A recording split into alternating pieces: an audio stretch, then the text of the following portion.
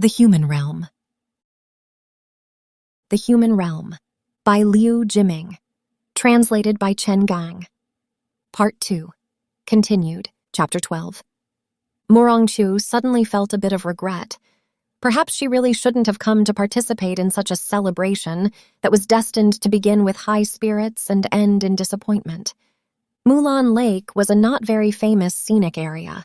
Aside from locals, few tourists from elsewhere visited. The lakeside was overgrown with grass and trees, bees flew and butterflies danced. It had quite a bit of rustic charm.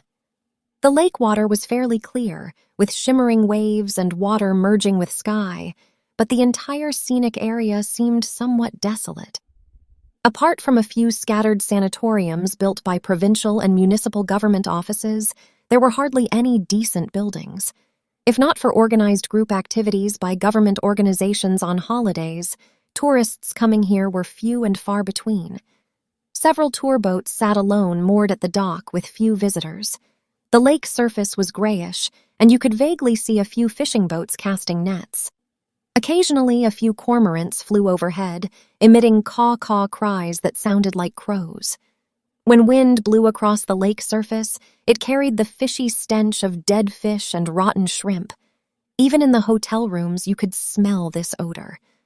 Among all the sanatoriums at Mulan Lake, the Provincial Finance Department Sanatorium had the best grade and conditions. The Yangtze Commission-affiliated middle school class of 68 junior high 35th anniversary celebration had reserved an entire building. The lobby was full of people coming and going. Every face seemed familiar yet so strange. Their gazes briefly met on each other's faces, then hurriedly passed by, leaving a blank space of memory, bringing to mind Su Shi's poem Jiangchengzi. Even if we meet, we likely won't recognize each other, dust covering our faces, temples like frost. Chu couldn't bear to increase her sadness in such an occasion. She hastily signed her name at the registration desk, received her key and gift bag, and went straight upstairs to her room. Although the room's furnishings were simple, it was spacious, and each person had their own room. As she aged, Chu became increasingly picky about accommodations. Usually when on business trips or at conferences, what she feared most was sharing a room with another person. Two complete strangers with different living habits arranged to live together. It made her uncomfortable no matter what. If her roommate snored, even taking sleeping pills, she could forget about getting a decent night's sleep. From the Yangtze Commission-affiliated middle school class of 68 junior high 35th anniversary celebration activity roster in the gift bag, Chu saw a string of familiar names. She knew that behind each name was a once tender face. Behind the curtain of time, everyone's story was covered with the dust of years. How could the thickness of that dust be brushed away by a single class reunion? Chu suddenly felt a bit of regret. Perhaps she really shouldn't have come to participate in such a celebration that was destined to begin with high spirits and end in disappointment. Since she had come, she might as well make the best of it. Chu took out a stack of printouts from her handbag and placed them on the tea table. She had spent the entire summer vacation reviewing graduate students' theses, and her own research project had been temporarily set aside. But just as she opened the manuscript, someone knocked on the door. The door wasn't latched. The person who entered was Pan Xiaoping. She lived right next to Chu. "Murong, look who's here," Pan Xiaoping said, smiling, stepping aside. Only then did Chu see someone standing behind her, a woman in a black long dress, fair-skinned, very elegant. Compared to the heavily made-up Pan Xiaoping, she had a beauty that was almost coldly striking. That reserved bearing, the proud and slightly melancholic gaze, everything made Chu feel familiar, but she just couldn't remember who it was. "It's Liu Bei!" Pan Xiaoping clapped her hands exaggeratedly. "Back then, Liu Bei was the school flower of our affiliated middle school." Chu's memory suddenly lit up. "We haven't seen each other since graduation, right? I couldn't recognize you at all." She spoke while extending her hand. When their hands clasped, she felt Liu Bei's slender hand was unusually cold. Yes, all these years we never had a chance to meet. A barely perceptible smile bloomed at the corners of Liu Bei's mouth. But Murong, I often see reports about you in the media. You're a famous professor now. Murong Chu detected several notes of jealousy. The Liu Bei in her memory was proud, narcissistic, sensitive. Especially that disdainful look. It seemed to always display some sense of superiority toward people. Back then, among the class of 68 junior high students at Yangtze Commission-affiliated middle school, Liu Bei was a striking figure. Not only was she beautiful, but she could sing and dance with a natural star quality. When the school organized cultural performances, her ballet The Red Detachment of Women and solo Red Berry Blossoms were featured programs. She was selected to participate in provincial and municipal middle school cultural performances and won awards. Some even gave Liu Bei the nickname Wu Qinghua. Liu Bei's father was deputy political commissar of the Wuhan military region. Because her mother transferred to work at the Yangtze Commission, Liu Bei transferred to the Yangtze Commission-affiliated middle school. Someone had seen a car with military plates frequently come to school to pick up Liu Bei. Beautiful appearance, outstanding talent, plus prominent family background made Liu Bei the undisputed flower of the affiliated middle school. Whether teachers or students, everyone liked interacting with her. It seemed that just being able to see that celestial beauty and hear her oriole-like clear laughter was a pleasant enjoyment. Liu Bei herself was also accustomed to this moon surrounded by stars status. She was extremely proud, always acting aloof toward people, rarely giving anyone a proper look. But even so, when Liu Bei first transferred, male and female students in the class who liked cozying up to her still came in an endless stream. Of course, Murong Chu was an exception. Murong Chu was the class's acknowledged top student. Not only did she rank first in every subject, but she also excelled in extracurricular activities. She spoke Mandarin exceptionally well and was an announcer for the affiliated middle school's radio station. At a citywide junior high composition competition held at the Municipal Children's Palace, she won first prize. The person who presented her award was a famous writer from the province. Murong Chu was that kind of girl who was both beautiful and intelligent, not like ordinary girls who, after class, ran around inside and outside the classroom, chattering nonstop. Every time after class, when a group of male and female classmates rushed to surround Liu Bei talking and laughing, Murong Chu always sat quietly in her seat, holding a novel, reading with rapt attention, rarely even lifting her head. So even after Liu Bei had been there for more than half a semester, Murong Chu had never spoken a single word to her.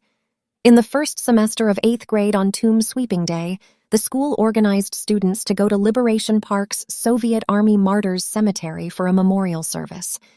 That day, it was drizzling lightly. Their entire 8th grade Class 3, wearing neat school uniforms, stood before the solemn Soviet Army Martyrs' tomb, singing in chorus, "We are communist successors." Then Murong Chu and Liu Bei recited the Soviet poet Mayakovsky's poem Welcoming the Future. To recite this poem, Murong Chu and Liu Bei practiced together for several days beforehand. After that, they became the best friends in class. In her spare time, Murong Chu liked reading novels, and Liu Bei did too. The two often exchanged books they had finished reading and discussed their reactions. Once, after finishing How the Steel Was Tempered, Liu Bei asked her very seriously, among Paul's 3 girlfriends, Tanya, Rita, and Taya, who did she like? After thinking briefly, she said Taya. She's simple, gentle, kind, Paul's true love. Liu Bei disagreed, saying Taya was just Paul's nanny. There was no love between them. The person Paul truly loved was Tanya and Rita. Murong Chu disagreed and retorted that Paul was so contemptuous of Tanya at the road construction site. How could he love this bourgeois young lady? Liu Bei insisted that everyone loves beauty. Tanya was so pretty. Of course Paul liked her. Otherwise, why would he fight for her? Love between men and women transcends class and politics. The two argued intensely, but by the time school was about to end, neither had convinced the other. Finally, Liu Bei looked at her with a strange expression and said, "Murong, No wonder classmates all say you're like someone." Murongchu asked, "Who?" Liu Bei smiled and said, "Lin Daojing." Lin Daojing was the protagonist of the novel The Song of Youth. Almost every student in class had read this novel. As for whether she herself resembled Lin Daojing, Murongchu hadn't thought about it before. But after Liu Bei said this, she felt somewhat pleased.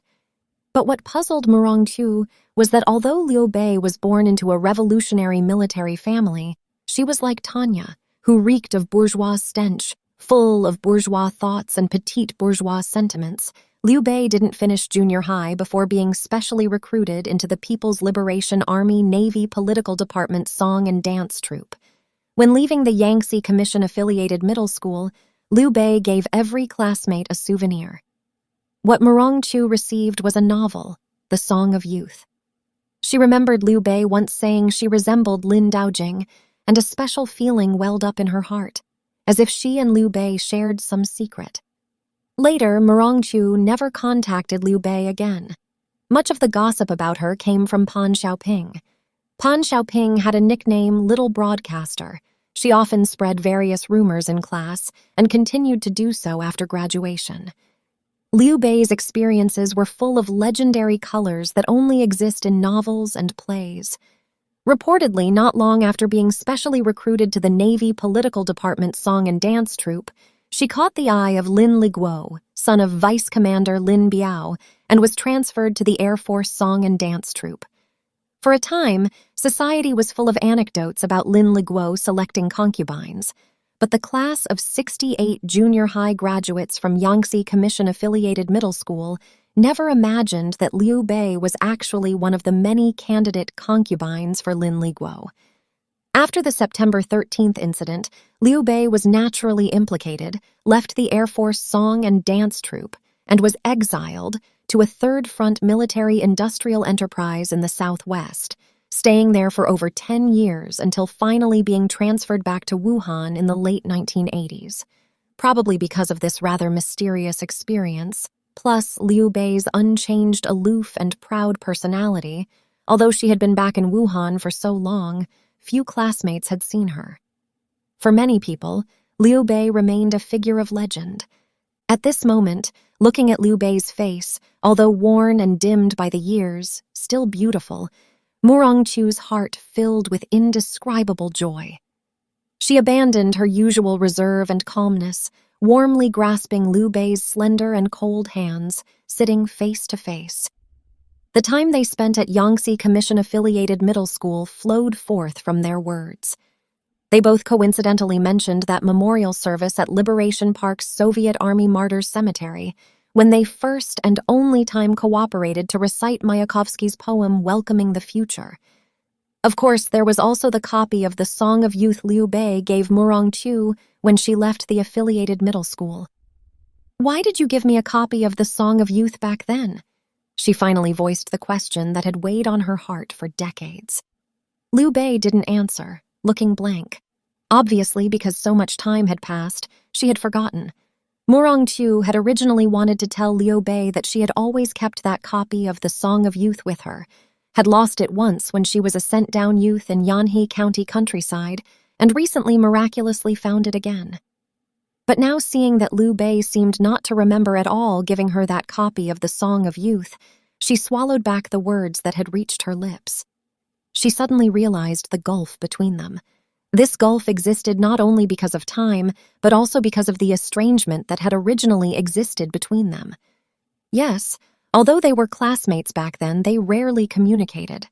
Ultimately, apart from that time reciting poetry at the Soviet Army Martyrs Cemetery and that copy of the Song of Youth, she actually didn't understand Liu Bei at all.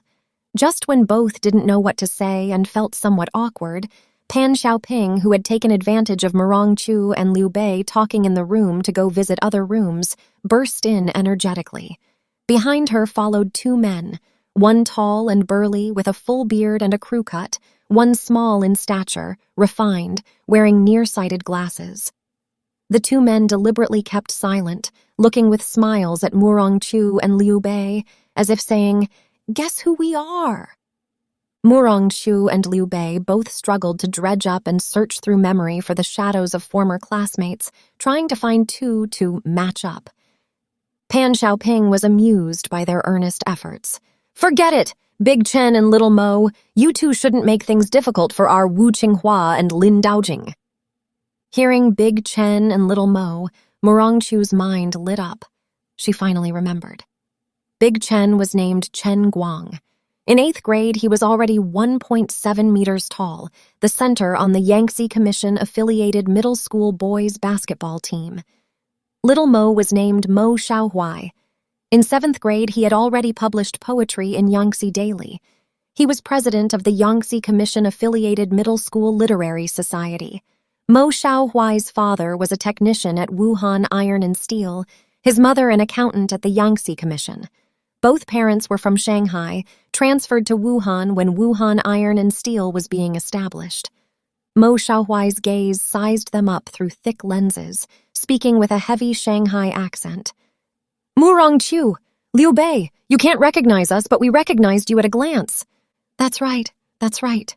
You're both still so beautiful." The inarticulate Chen Guang grinned foolishly. "We recognized you right away. Both of you were the class's great beauties. How could we not recognize you?" Pan Xiaoping called out in mock sourness. "They saw me alone like I was a stranger. Men are all like this." "Oh my, President Pan, back then you were the famous little broadcaster of the Yangtze Commission-affiliated middle school. Who wouldn't recognize you?" Mo Xiaohuai said with no small amount of flattery. Before he finished speaking, everyone laughed. Murongchu noticed Liu Bei's face remained indifferent. That trace of a faint smile at the corners of her mouth looked as if it had been forcibly pasted on, appearing somewhat strained.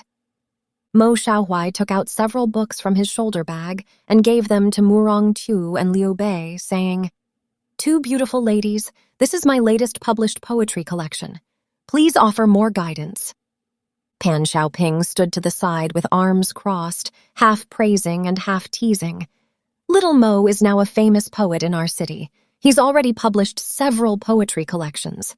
Mo Xiaohuai said, "Old classmate, don't make fun of me. If not for your generous sponsorship, this poetry collection couldn't have been published." At this point, Chen Guang returned the poetry collection Mo Xiaohuai had given him. "I'm a crude fellow. I can't understand this twittering stuff. You'd better give it to someone else so it won't be wasted." "Big Chen, is this how an old classmate talks?" Mo Xiaohuai glared at Chen Guang angrily. "Whether you understand is your business. Whether I give it is my business." As he spoke, he stuffed the poetry collection back to Chen Guang. The two pushed and pulled at each other.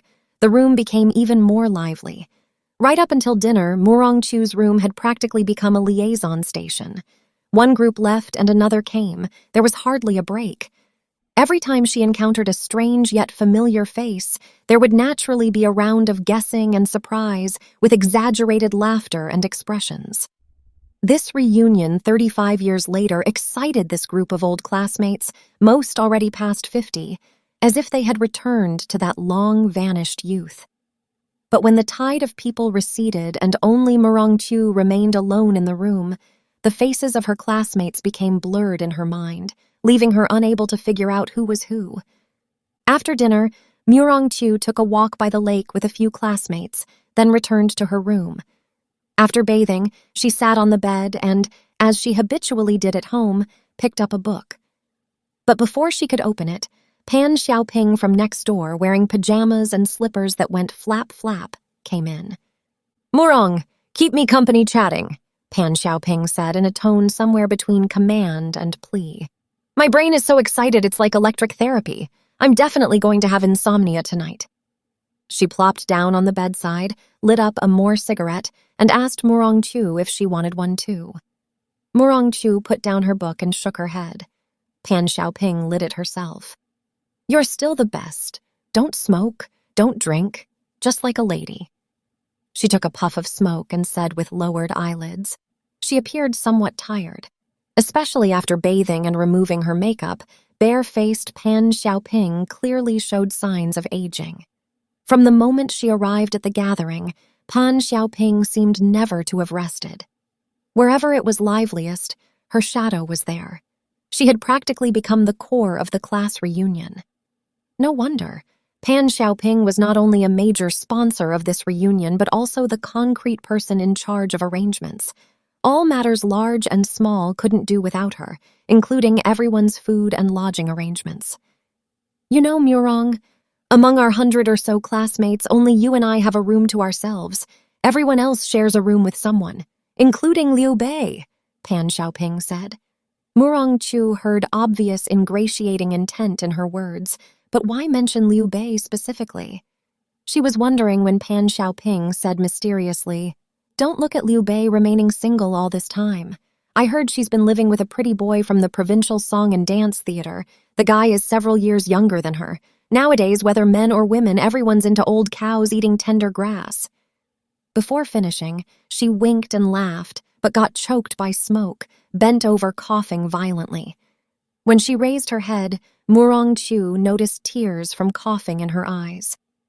"I heard Liu Bei was famously promiscuous when in the military. Otherwise, how could she have been selected by Lin Liguo as a concubine?" Pan Xiaoping still gossiped with relish. Murong Chu was secretly astonished. Why did she know Liu Bei's personal privacy so well? Since childhood, Murong Chu had never had the habit of discussing others' private affairs behind their backs, so she never picked up Pan Xiaoping's conversational thread. The next morning was a group lake tour, with a gala in the afternoon. After breakfast, everyone boarded 2 tour boats at the dock. Morning mist had not yet dispersed on the lake surface. Within view, everything was white and hazy. Drip-drip sounds came from the air, whether dew or rain, unclear. The lake water also wasn't jade-like as when gazing from shore, but appeared somewhat turbid. Although the 2 tour boats were old and broken, they moved fast. In the blink of an eye, the one in front left the one behind by a great distance, quickly disappearing without a trace. Murong Chu was on the second tour boat. Among the large group, she didn't see Pan Xiaoping. Perhaps she was on the boat ahead, or perhaps she hadn't come to the lake tour at all. Everyone was whispering and conversing quietly with those beside them. Murong Chu didn't know what to chat about with people. Facing those seemingly familiar yet strange faces, Murong Chu felt that the initial joy of the class reunion no longer existed. In its place was an unbridgeable estrangement and loneliness. Indeed, how could the blank space forged by decades be filled by 1 or 2 days of gathering? Realizing this, her heart couldn't help feeling somewhat melancholy. Perhaps she really shouldn't have come to this gathering, she thought with regret once again. The air in the cabin wasn't very good. Murong Chu felt somewhat suffocated. She got up and walked toward the cabin entrance. The boat rocked violently. She couldn't stand steady and nearly fell. Fortunately, a male classmate in the aisle seat timely extended a helping hand to steady her. "Murong, are you all right?" Murong Chu looked up and saw a bearded face with an honest smile. It was Chen Guang. She thanked him and, as if climbing, grasped the backs of seats on both sides of the aisle, continuing toward the cabin entrance. As soon as Murong Chu climbed onto the deck, a lake wind carrying water spray hit her face, blowing her hair up entirely like a black flag fluttering in the wind. She gripped the railing tightly, struggling to stand firm so as not to be blown down by the wind. At this time, the morning mist gradually dispersed. The lake surface gradually revealed its beautiful appearance. The tour boat was circling around a lake islet. The islet was densely wooded with continuous fields.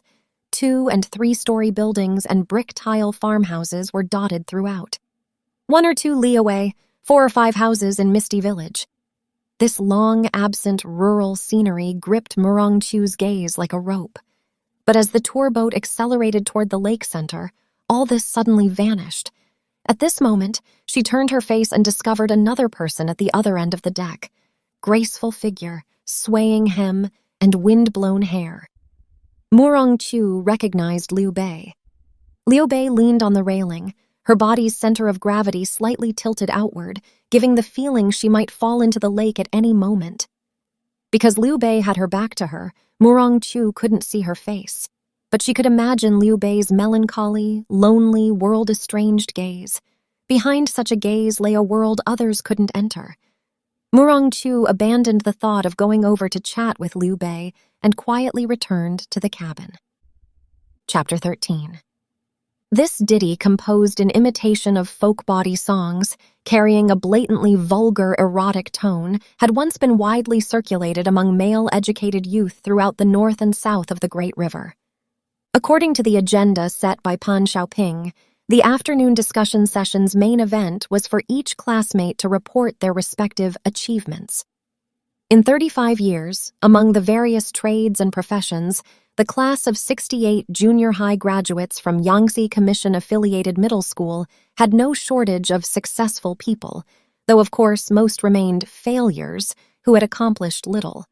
But whether successful or failed, none were willing to expose themselves in such a setting. The reasons for this actually stemmed from a contradictory psychology. The successful feared being labeled as showing off, while the failures, out of inferiority, were even more unwilling to speak. This once again confirmed Murong Chu's conviction. 35 years of time had built insurmountable walls between the class of 68 junior high classmates from Yangtze Commission-affiliated middle school. Only Pan Xiaoping was an exception. The gift bag the class reunion distributed to everyone contained a copy of Chu Merchant's magazine, which carried Mo Xiaohuai's reportage literature piece Mulan of the Business World, a portrait of Wuhan's top 10 female entrepreneurs, Pan Xiaoping. So Pan Xiaoping didn't need to report publicly. Everyone was already familiar with her entrepreneurial journey. Mo Xiaohuai recited a passage from the article in his thick Shanghai accent. Although the text was full of flattery, out of respect for their classmate, everyone still responded with warm applause. Pan Xiaoping stood and nodded to everyone, taking the opportunity to apologize for not being able to accompany her classmates on the morning lake tour due to handling urgent company business. She spared no effort sponsoring and participating in the class reunion, probably just to receive this kind of reward, right? Murong Chu couldn't help thinking, finding the former little broadcaster both endearing and somewhat ridiculous. Compared to the lackluster discussion session, the evening farewell banquet was full of incidents and climaxes. Due to the alcohol, most people let loose. Even those sitting at their tables without going anywhere heard all manner of toasting words, continuously reaching Murong Chu's ears. 35 years of separation, 2 short days together. After parting tonight, when shall we meet again? One gray-templed male classmate recited emotionally while raising his glass high, inviting classmates to drain their cups together. Someone opened their hoarse throat and hummed a ditty from the educated youth era. The first time I came to your home, you weren't there, your little yellow dog, bit onto my big underpants.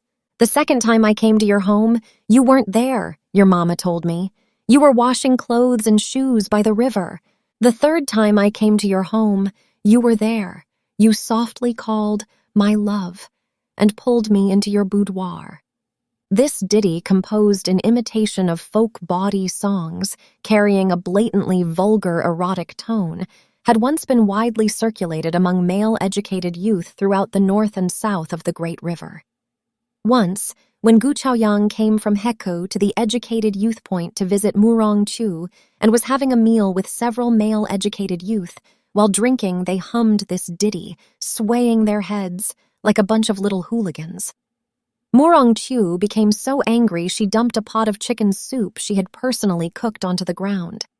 That large hen had weighed a full 3 jin. She had spent an entire month's allowance buying it from a local villager's home. At this moment, hearing this long-absent educated youth ditty, images of Gu Chaoyang humming it in that hoodlum tone floated into Murong Chu's mind. Her heart filled with mixed feelings. Facing a table full of dishes, she suddenly lost her appetite. She wanted to quickly finish eating and return to her room. But just then, loud arguing erupted from another dining table. One voice was very shrill with a thick Shanghai accent, Mo Xiaohuai. The other voice was very rough, authentic Wuhan dialect, Chen Guang. Ignorant, ignorant! No wonder you're still just a worker. What's wrong with being a worker? Workers conduct themselves upright, earn money cleanly, not like you spineless intellectuals who've had your consciences eaten by dogs, only know how to lie with your eyes open, kiss up to officials and rich people. The two voices grew louder and louder. The argument turned into cursing. The entire banquet hall descended into chaos. Murong Chu was somewhat surprised. These two had been inseparable throughout the gathering. How had they suddenly gotten into a fight? At this moment, a bald male classmate sitting beside her who had just returned from toasting at that table chuckled twice and said to her quietly, "Little Mo cursed Mao Zedong for launching the educated youth up to the mountains and down to the countryside movement as bringing disaster to the country and people, delaying our entire generation." Big Chen defended old Mao, saying he himself truly gained knowledge and tempered his will by going to the countryside as an educated youth. No regrets. The two were like a needlepoint against wheat. Couldn't convince each other, so they just started cursing. What kind of thing is this? After hearing this, Murong Chu didn't speak for a long time. Somehow, she suddenly remembered that in their second year of middle school, after Chen Guang's father, who worked as a geological survey team member, accidentally fell off a cliff and died because his mother was weak and sickly, Chen Guang, from an already difficult family situation, was forced to drop out of school. He picked up coal scraps at the coal yard near Hangkou railway station. When classmates learned of this, they mobilized teachers and students throughout the school to donate money. Over a month later, Chen Guang, who had dropped out, returned to the classroom. Murong Chu remembered that day. The sun was brilliant. When Chen Guang walked into the classroom wearing an ill-fitting blue serge jacket, a red scarf at his chest, sitting down in front of her, his hands behind his back still had black coal scraps under the fingernails. When illuminated by sunlight streaming through the window, they sparkled. Until the farewell banquet ended, Murong Chu still hadn't seen Liu Bei. According to the arrangement, the class reunion wouldn't end until the third morning, but before the farewell banquet was even over, Murong Chu took a ride home in Pan Xiaoping's car. Pan Xiaoping, in professional attire, drove while saying to Murong Chu, "I had urgent company business and had to return. As for you, it's vacation anyway. You're single, when you eat your fill, the whole family isn't hungry." She seemed to have already freed herself from the class reunion atmosphere, her tone sounding quite relaxed. "Why didn't you stay one more night and chat properly with everyone?" "Besides eating, people have too many things to do," Murong Chu said deliberately, perversely. "I can tell you can't really chat with everyone. Actually, I'm the same, but what does it matter? Classmates don't necessarily have to chat well together." "I never intended to chat about anything." "Murong, you're too repressed. Being single all the time isn't good. You should hurry and find a companion." Murong Chu's heart stirred slightly. She clearly felt Pan Xiaoping's concern, but she didn't speak. "How about I introduce someone to you?" Pan Xiaoping's topic seemed to find a clear direction after wandering aimlessly. "I know an old state enterprise general manager, surnamed Tong. He's a very good old comrade, a Tsinghua graduate from the 1960s. What do you think? Not saying anything means you agree?" But Murong Chu's thoughts drifted toward the pitch-black wilderness night outside the car. Occasionally, lights flashed by like shooting stars. You couldn't see any scenery clearly before everything fell back into the vast darkness. Murong Chu thought of He Wei, who had written her several letters to which she had only replied once. She had always greatly respected He Wei in her heart, but never had that kind of feeling between men and women. She ultimately refused He Wei's request to meet in Wuhan. She had felt guilty about this for quite a while. At this moment, hearing Pan Xiaoping's words, she couldn't help wondering, had she really reached the age where people needed to introduce her to a companion?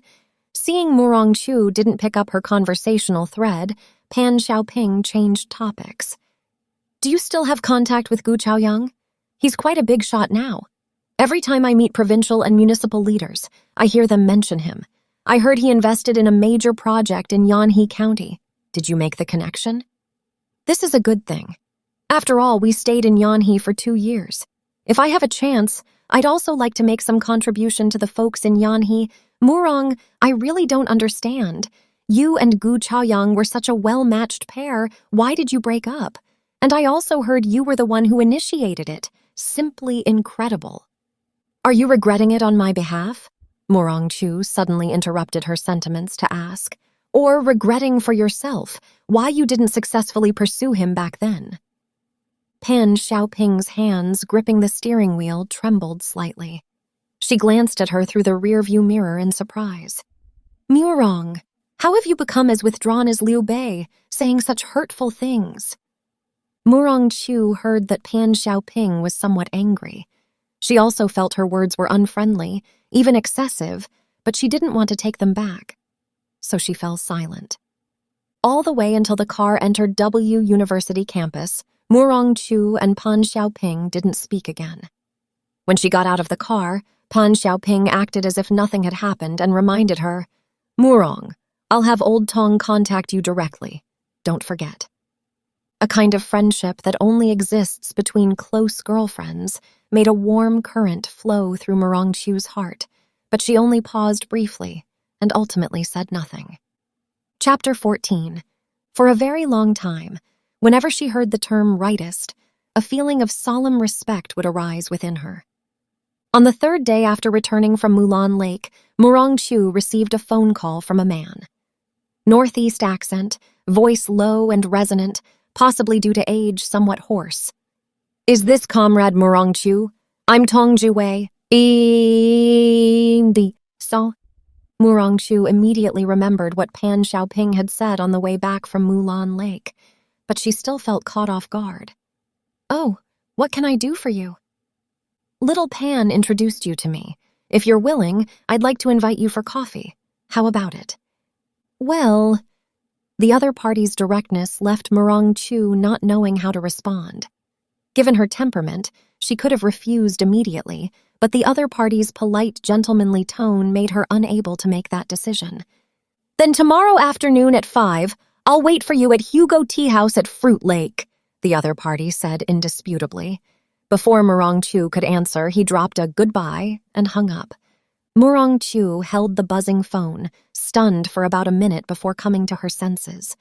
She wanted to hang up and refuse this unexpected appointment, but only then realized she didn't know the other party's phone number and had to give up. The next evening, Murong Chu steeled herself and went to Fruit Lake for the appointment. It had rained last night. Overnight, Wuhan's temperature dropped several degrees and the air became fresh and moist. This was actually a good day for an appointment. But had I ever had such an appointment arranged through someone's matchmaking before? Murong Chu searched every corner of her memory. Nothing. Reaching middle age and starting to go on such inexplicable appointments, wasn't this somewhat absurd?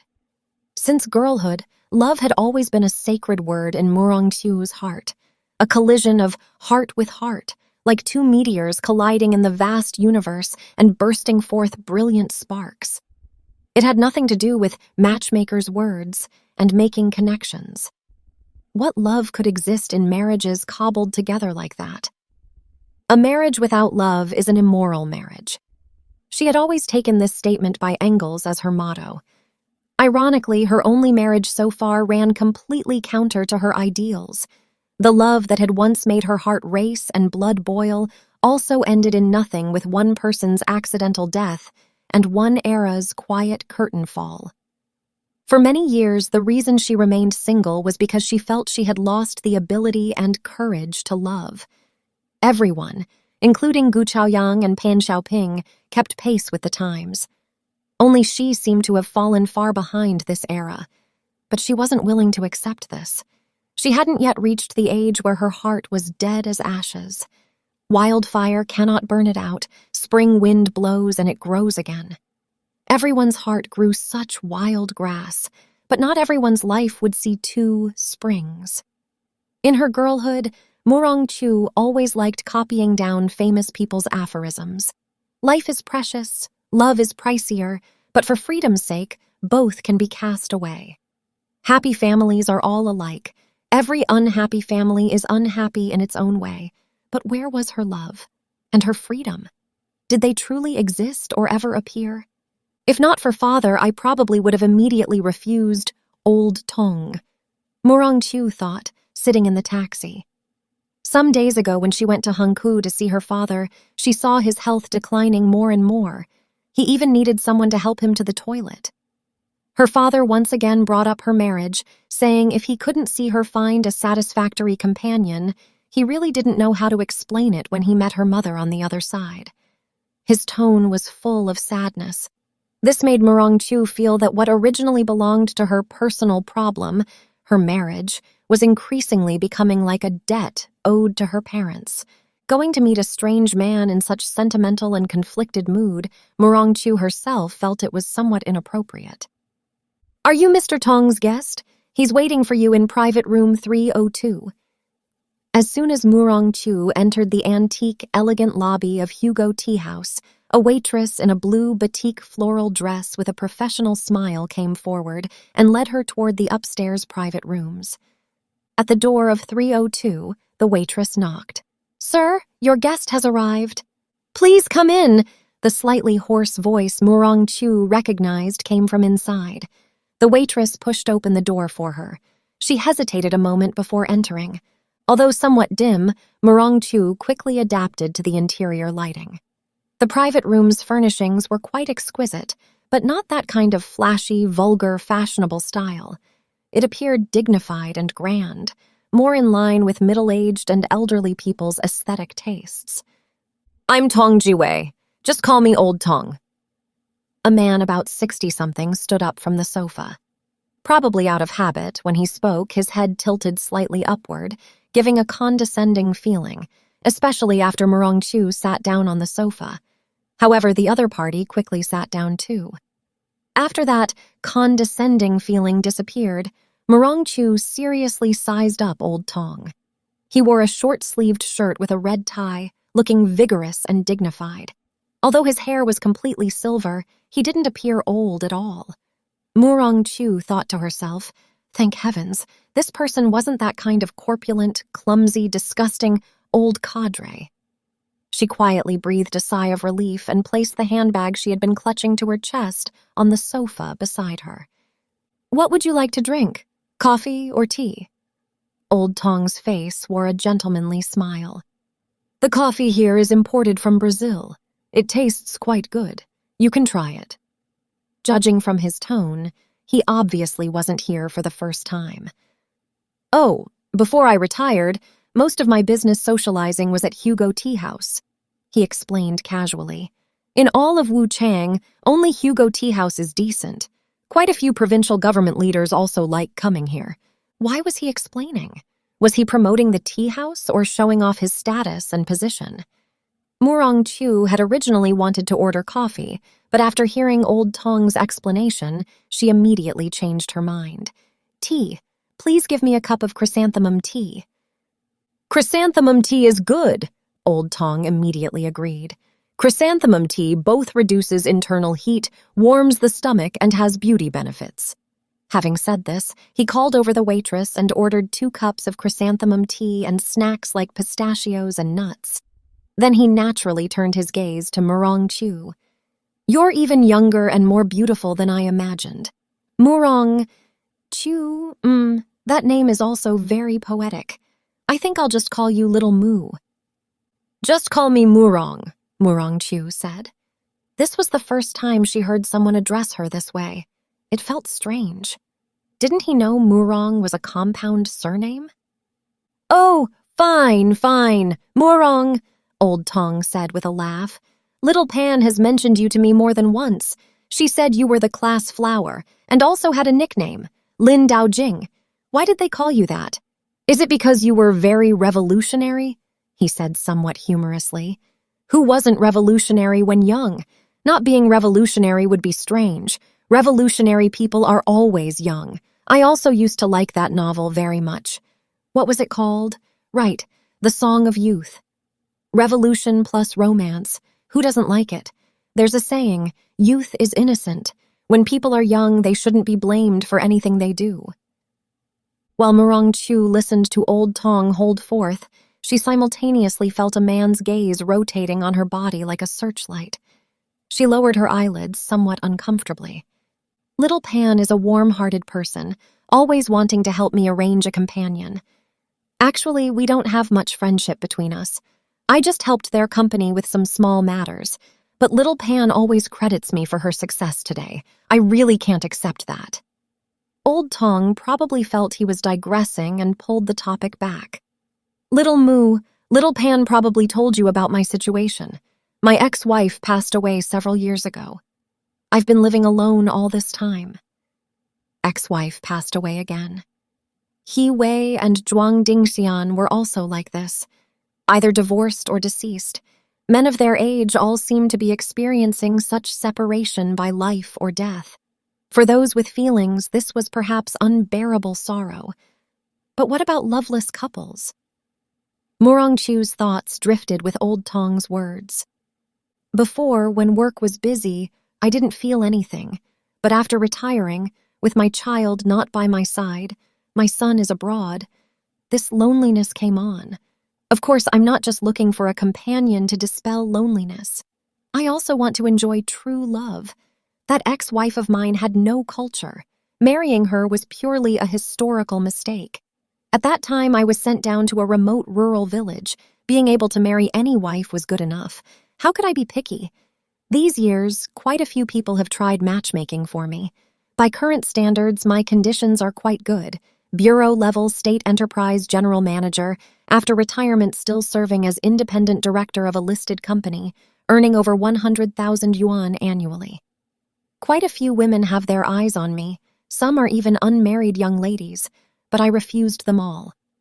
I graduated from Tsinghua in the early 1960s, can be considered authentic intellectual background. I can't be as crude as those cadres from worker-peasant backgrounds. Wanting to find someone I truly love, with common ground, that's not excessive, right? So as soon as I heard Little Pan mention you, I felt we were destined. Old Tong spoke volubly, as if making a report at a large meeting, seemingly treating Murongchu as an audience member. Somehow, Old Tong's self-introduction reminded Murongchu of Heiwei. Were their experiences somewhat similar? Or were the experiences of their entire generation all about the same? As if none of them hadn't been labeled rightist and been cruelly persecuted. As for the perpetrators, they seemed to have vanished overnight.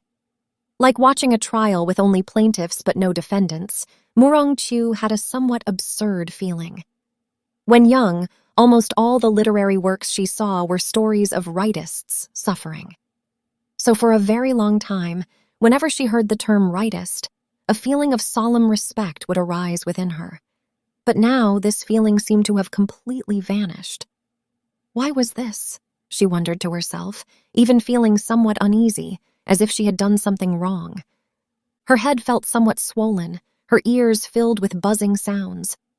Murongchu didn't know exactly how Pan Xiaoping had discussed her with Old Tong such that this man meeting her for the first time was so certain about their relationship.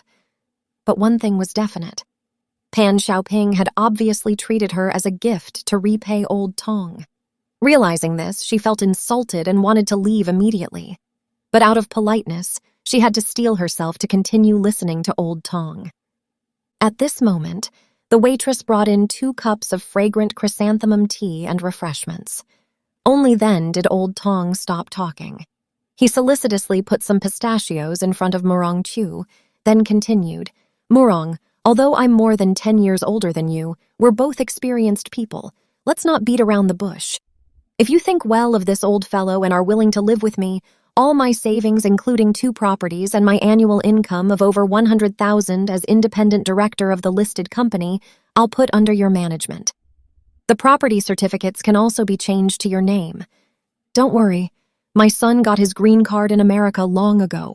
His annual income is higher than my pre-retirement salary. He definitely won't fight you for the inheritance." Old Tong spoke earnestly, his voice rising several degrees.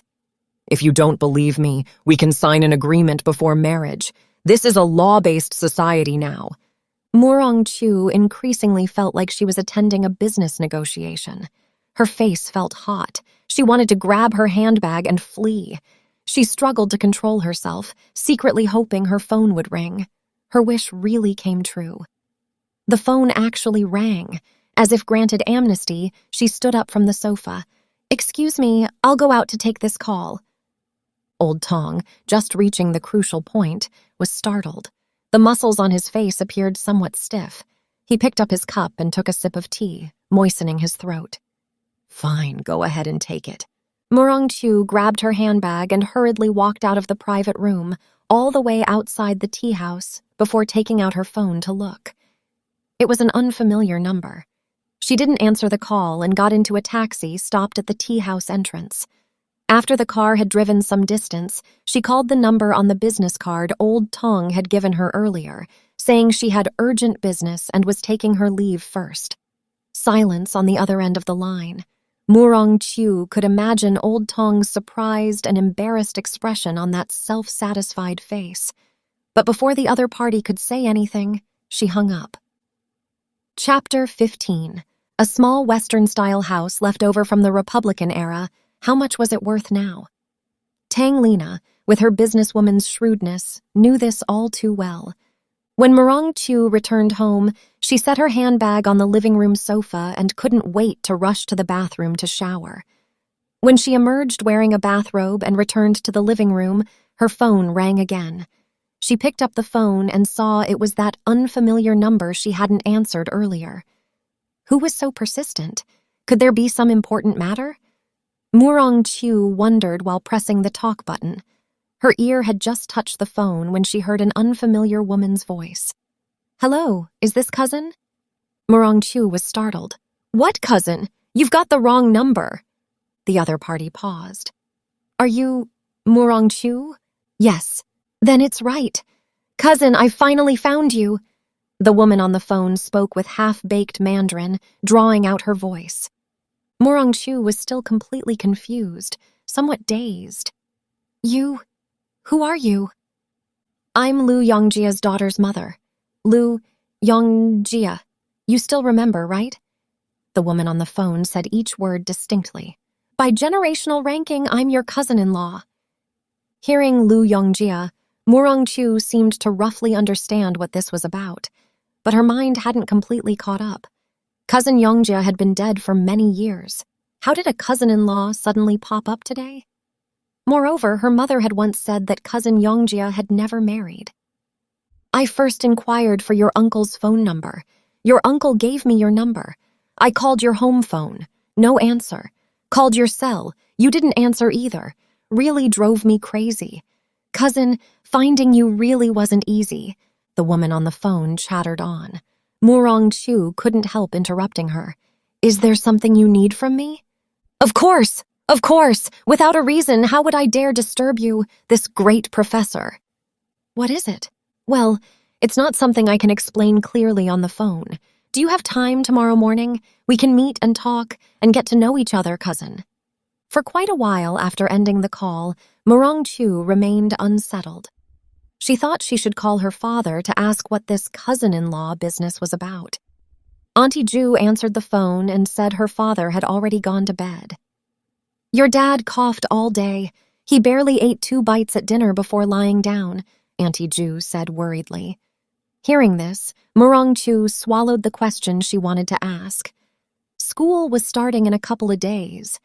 Murong Chu had originally planned to convene a teaching planning meeting tomorrow morning, but after this phone call, she had to postpone the meeting. The next morning, while Murong Chu was preparing lessons in the study, she waited for the woman who called herself cousin-in-law. Around 9 o'clock, the doorbell rang. She got up to open the door. A woman about her age, dressed very fashionably, stood at the door. "Your cousin, right? By generational ranking, you should call me cousin-in-law, but we're about the same age. Just call me Tang Lina," the other party said with a face full of smiles. "Oh, please come in." Murong Chu smiled politely. Seeing this cousin-in-law, who had popped out of nowhere wearing rings and necklaces on her fingers, wrists, and chest, giving off a pungent perfume smell, carrying large and small bags. Murong Chu invited Tang Lina into the living room. After she sat on the sofa, she took a bottle of chilled mineral water from the refrigerator for her. Beads of sweat still dotted Tang Lina's forehead. She took the mineral water and drank a few small sips, set down the bottle, took a delicate small box from her handbag, pulled out a pink tissue, carefully wiped her scarlet lips, then turned her face to Morong-Chu and said, "Cousin, I know you professors are all very busy. Your time is more precious than gold.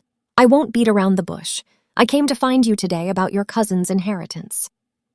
"Inheritance? What inheritance?" Morong-Chu was baffled.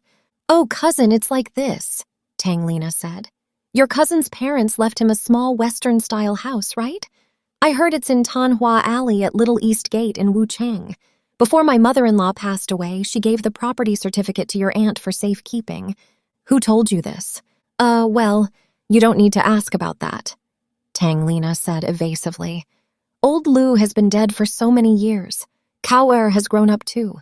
I'm thinking that house should be passed on to her." Morong-Chu grew more confused the more she listened. "Tao Who's that?" Tang Lina said. "Kao is my daughter, your cousin's only child." Morong-Chu finally understood Tang Lina's purpose in coming. The property certificate for that small Western-style house was indeed in Morong-Chu's possession. The paper had yellowed, wrapped in a layer of plastic film. You could vaguely see the big seal of the nationalist government Wuhan municipal government stamped in the lower right corner. She remembered once accompanying her mother to visit her critically ill aunt. Aunt personally handed her mother something wrapped tightly in oilcloth to help safekeep, to be given to cousin Yongjia when he returned. After Aunt passed away, cousin Yongjia returned home for the funeral in a rush. Her mother didn't have time to give it to him. Who knew cousin never came back after that, until his death from illness. Before her mother passed away, she gave that oilcloth package to Morong-Chu, saying, "This is the only inheritance your aunt left your cousin. Who would have thought your cousin would go before me? I don't know if he left any sons or daughters. Regardless, you must safeguard it for your aunt and cousin." In Morong-Chu's memory, that small Western-style house covered with ivy and morning glories had always been connected with her beautiful aunt. After Aunt passed away, her mother would cross the river every year to clean the house. If she happened to have free time, Morong-Chu would also accompany her mother. The grass in the courtyard had grown waist-high. The beanpole frames in the vegetable garden and grape arbors in the backyard had been torn apart by rats and weasels. As soon as they entered the house, a pungent, moldy smell hit their faces. She and her mother had to cover their noses with their hands and quickly open the windows to air it out. Not just for them to breathe, because it had been uninhabited so long. Tables, chairs, and window frames had all rotted. The rusted faucet kept dripping. The wooden floor was riddled with holes. Thinking of the wonderful times spent here as a child, Morong-Chu felt infinitely melancholy. She asked her mother why such a good house moldering like this. Such a pity. Why not rent it out? This was your aunt's wish. She was somewhat puzzled and asked why. Her mother said, "Your aunt spent most of her life here. She probably didn't want complete strangers living in it, disturbing her peace." She gave a soft, "Oh," and said nothing more. In the first 2 years after her mother passed away, following her mother's instructions, Morong-Chu also went twice to clean Aunt's house. But later, when she got busy, she gradually forgot about it. At this moment, facing this cousin-in-law who had popped out of nowhere, Morong-Chu felt somewhat at a loss. She really didn't know how to handle this matter. "It's like this, Ms. Tang," she said while pondering and choosing her words carefully. "My aunt did leave an old house. Legally speaking, my cousin was the inheritor of this house. With cousin gone, his direct relatives and descendants also have legal inheritance rights. But the problem is, I never heard that my cousin married during his lifetime and that he had a daughter." "Cousin, what do you mean by that? Would I impersonate someone?" Tang Lina frowned with displeasure, her heavily penciled eyebrows knitting. She turned and took an envelope from her handbag, pulled out a stack of photos, and displayed them one by one to Morong-Chu. "Look, this is a photo of me and your cousin. This is Kao at 1 year old. Look closely. Doesn't this child resemble your cousin? This is Kao at 7 years old. This is when Kao just started middle school, and this one..." After displaying all the photos, she turned her gaze to Murong Chu and said, "Well, cousin, now you believe me, right?" Hearing her say this, Murong Chu found it somewhat amusing. "This isn't a question of whether I believe you. Inheritance is a serious matter. It requires a very strict legal process to handle." She tried to explain these legal basics in more accessible language. "To prove you and the child have inheritance rights, you must first prove your direct kinship with my cousin. What can these few photos prove? They have no legal validity whatsoever." "Then what has legal validity?" Tang Lina asked, looking bewildered. "Certificates, like marriage certificates, divorce certificates, household registration books. We don't have any of those certificates. To tell you the truth, your cousin and I just cohabited. We never went through formal marriage procedures." Tang Lina said hesitantly. "You didn't know your cousin. He was very promiscuous, played with more than just me, but I'm the only one who actually had a child with him. Absolutely true." As she spoke, she raised one finger as if swearing an oath. The story sounded increasingly bizarre, like many current soap opera romances. This somewhat aroused Murong Chu's curiosity, not just about the woman before her, but also about the legendary romantic life of cousin Yongjia. "You should at least have brought your daughter," she reminded. "According to the law, she's the legal inheritor." "I wanted to bring Kaur," Tang Lina said, stopping mid-sentence. "But she's still in the drug rehabilitation center." Tang Lina's originally spirited eyes dimmed. Her speech no longer had its earlier confidence. A few days ago, when she went to the rehab center to visit Kaur, her daughter gave her a letter. The letter was written by someone named Ma La. Not long ago, this man claiming to be Liu Yongjia's student, just released after completing his sentence at a reform-through-labor farm, found Tang Lina, who ran a jewelry shop on Jianghan Road Pedestrian Street in Hangkou, inquired about Kaur's whereabouts, and proposed visiting Kaur at the rehab center. Tang Lina agreed to that man's request on the condition he continue keeping secret that Liu Yongjia was Kaur's biological father. But now it seemed that man named Ma La had gone back on his word.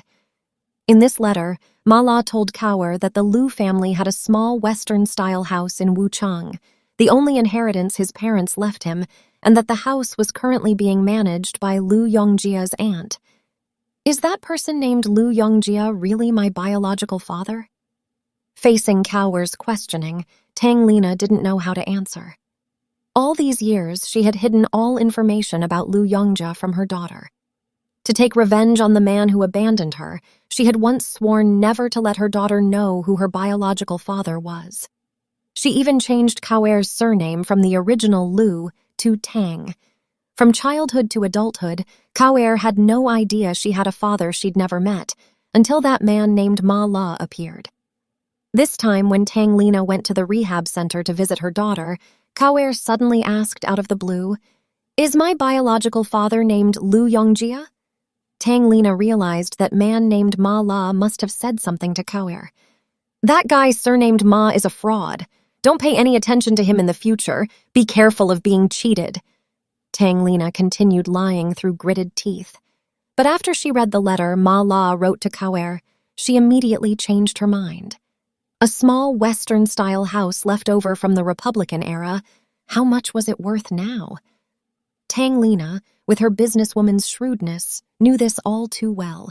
Not wanting such a large inheritance, wouldn't that mean her brain had flooded? To be fair, Tang Lina thought this way not entirely for herself, but also for her daughter. Although Tang Lina devoted her main energy to her current husband and son, Kaur was still her biological daughter. Ever since Kaur became addicted to drugs and was locked in the rehab center, she had been worrying about Kaur's future. Now, suddenly having an estate fall from the sky truly made her overjoyed. If Kaur could inherit this estate, even if she couldn't find proper work later, her life would at least have some security. Tang Lina's attitude made a 180-degree turn. She said, "Kaur, Liu Yongjia is indeed your biological father. Your original name was Liu Kaur. Mom changed it for you." Kaur looked at her with strange eyes and demanded, "So you've been lying all along? Why did you deceive me?" Tang Lina said, This is between me and Liu Yongjia. It has nothing to do with you. Regardless of my relationship with Liu Yongjia, it doesn't affect the fact that you're his daughter. Since you're his daughter, that old villa should belong to you. Even if others want it, they're not qualified. After hearing Tang Lina's words, a strange expression appeared on Cao Er's face. The look she gave her was full of contempt. But Tang Lina couldn't care about her daughter's attitude anymore. Her mind was full of thoughts about how to get Cao Er the inheritance rights to that property. But now, Tang Lina felt somewhat at a loss. She hadn't expected things to be so troublesome, far trickier than she had anticipated. Rehab center? You mean your daughter uses drugs? Tang Lina realized she had let something slip, but having already spoken, she could only admit it. This child, growing up without a father, picked up bad habits. If that's the case, the matter of inheriting the estate can only wait until your daughter is released from the rehab center. After saying this, Murong Chu stood up from the sofa. However, next time it would be best to bring your daughter and proof of the father-daughter relationship between her and Liu Yongjia. Tang Lina also stood up. What more proof do you need, cousin? Next time I'll bring Cao Er. When you see her, you'll know how much she resembles your cousin, like she was cast from the same mold. Murong Chu escorted Tang Lina to the door, insisting she take back the gifts she had brought. But Tang Lina refused no matter what. The two argued back and forth, disturbing another resident in the building who came out to see what was happening. Murong Chu had to give up. Chapter 16. This call of chairman not only woke the snoring man, but also gave Gu Chaoyang quite a start. The moment the plane landed smoothly at Wuhan Tianhe Airport, Gu Chaoyang's heart also gave a thud, dropping from his throat back into his chest, becoming settled. Earlier, when the plane passed through cloud layers, the turbulence had been severe. His heart wasn't in good shape. Every time he flew and encountered such violent jolting, he found it unbearable. Only after taking 2 pills he carried with him did he feel somewhat better. Including Gu Chaoyang, there were only 2 passengers in first class. The other appeared to be an official. From the moment he boarded in Beijing until the plane landed, he had been buried in documents, quite the appearance of handling myriad affairs daily. Occasionally, he would take a red pencil and make a few marks on the documents, tucking it behind his ear when not in use. This gesture struck Gu Chaoyang as particularly familiar. Many years ago, when his father Gu Feng served as the province's highest administrative leader, he had the same habit when reviewing documents. Based on Gu Chaoyang's years of experience dealing with officialdom, this man's rank was not low. If he were merely bureau level, he couldn't possibly have a secretary. When boarding earlier, he had seen a bespectacled young man carrying a briefcase following beside the official-looking person, not going to economy class in the back until the plane was about to take off. If he were provincial level, his secretary shouldn't be sitting in economy while leaving the chief alone in first class. According to regulations, secretaries to provincial and ministerial level leaders also served guard duties. Moreover, when traveling, besides a secretary, there should be at least 1 additional accompanying person. So Gu Chaoyang speculated that this man handling myriad affairs before him was very likely a vice-provincial level official. The plane taxied smoothly along the runway. Gu Chaoyang turned his gaze toward the porthole window. Completely different from the cloudless scene he'd observed while flying, the sky was now overcast with dark clouds, gloomy. A heavy rain seemed ready to fall at any moment.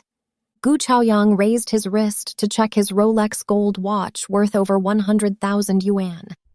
4:20 p.m., nearly half an hour late. However, by domestic standards of flight delays and tardiness, this was already quite punctual. Before the plane had completely stopped, Gu Chaoyang heard crackling sounds and clamor from the economy cabin behind. Obviously, those passengers were impatiently opening overhead bins and rushing toward the cabin door. Having not flown economy for many years, Gu Chaoyang could imagine that chaotic scene even with his eyes closed. He smiled bitterly to himself. Just then, he heard a drawn-out snoring sound beside him. At first, he thought he'd misheard. Turning his face, he discovered that official, who had been reviewing documents, had somehow fallen asleep. his head tilted slightly to one side, drool flowing from his open mouth all the way to his chin. At this moment, the tall flight attendant responsible for first-class service walked over and called gently, "Sir, please wake up." But the official continued snoring loudly, showing no sign of waking. Just as the attendant stood there awkwardly at a loss, the young man Gu Chaoyang had seen carrying a briefcase when boarding emerged from economy class, raising his voice. "Chairman, we've arrived!" This call of "Chairman" not only woke the snoring man but also gave Gu Chaoyang quite a start. He recalled a joke he'd heard at a Beijing dinner party not long ago. In China, businessmen increasingly resemble officials. Officials increasingly resemble businessmen. Patients increasingly resemble doctors. Urban management increasingly resembles police. Nouveau riche increasingly resemble foreign guests. He couldn't help but laugh. At the exit, Gu Chaoyang spotted Pan Xiaoping at a glance among the crowd of people meeting arrivals. This somewhat surprised him. He had originally assumed Pan Xiaoping would send subordinates to meet him. Whether from the perspective of protocol or the official nature of his Wuhan trip, this would have been acceptable. Yet Pan Xiaoping had personally come to the airport to meet him. Recalling how Pan Xiaoping had specially gone to Beijing to see him not long ago, he couldn't help feeling somewhat moved. After all, they were sent-down youth companions of over 30 years. Friendship established in arduous circumstances cannot be replaced by anything. These were Pan Xiaoping's words. Gu Chaoyang believed in her sincerity, although he felt the phrase arduous circumstances was somewhat exaggerated. Strictly speaking, neither his nor Pan Xiaoping's sent-down youth experience could be called arduous. Back then, he had only stayed in Yanhe for half a year, serving as a PE teacher at the commune middle school. As for Pan Xiaoping, she too had stayed in the countryside for less than a year before being recruited back to the city. The one who truly fulfilled the sent-down youth pledge to become one with the peasants was Murong Chu. The person who should have come to the airport to meet him was Murong Chu, Gu Chaoyang thought. Yet this time returning to Wuhan, he hadn't even notified her. Gu Chaoyang got into Pan Xiaoping's BMW. Just like last time in Beijing, Pan Xiaoping had obviously gone through elaborate preparation. Her hair was dyed light yellow and permed into natural curls, her skin so white it was almost glaring. In Gu Chaoyang's memory, young Pan Xiaoping hadn't been fair-skinned. She'd even been somewhat dark. Back then, Pan Xiaoping didn't know how to dress herself up at all, always following Murong Chu's clothing choices. But the same clothes that gave Murong Chu an ineffable beauty made Pan Xiaoping look neither fish nor foul. Even now, this deliberately styled outfit didn't seem quite appropriate to Gu Chaoyang. At least it didn't match her identity as general manager of a not insignificant state-owned enterprise. The saying goes, "A woman's best mirror is a man." There clearly wasn't such a competent man beside Pan Xiaoping. Gu Chaoyang sat in the back seat, sizing up Pan Xiaoping as she drove, thinking not without criticism. He had always prided himself on understanding the opposite sex. Every time he met a new woman, he loved appraising her with an expert's eye. Although Pan Xiaoping was an old acquaintance, he still couldn't break this habit formed over many years.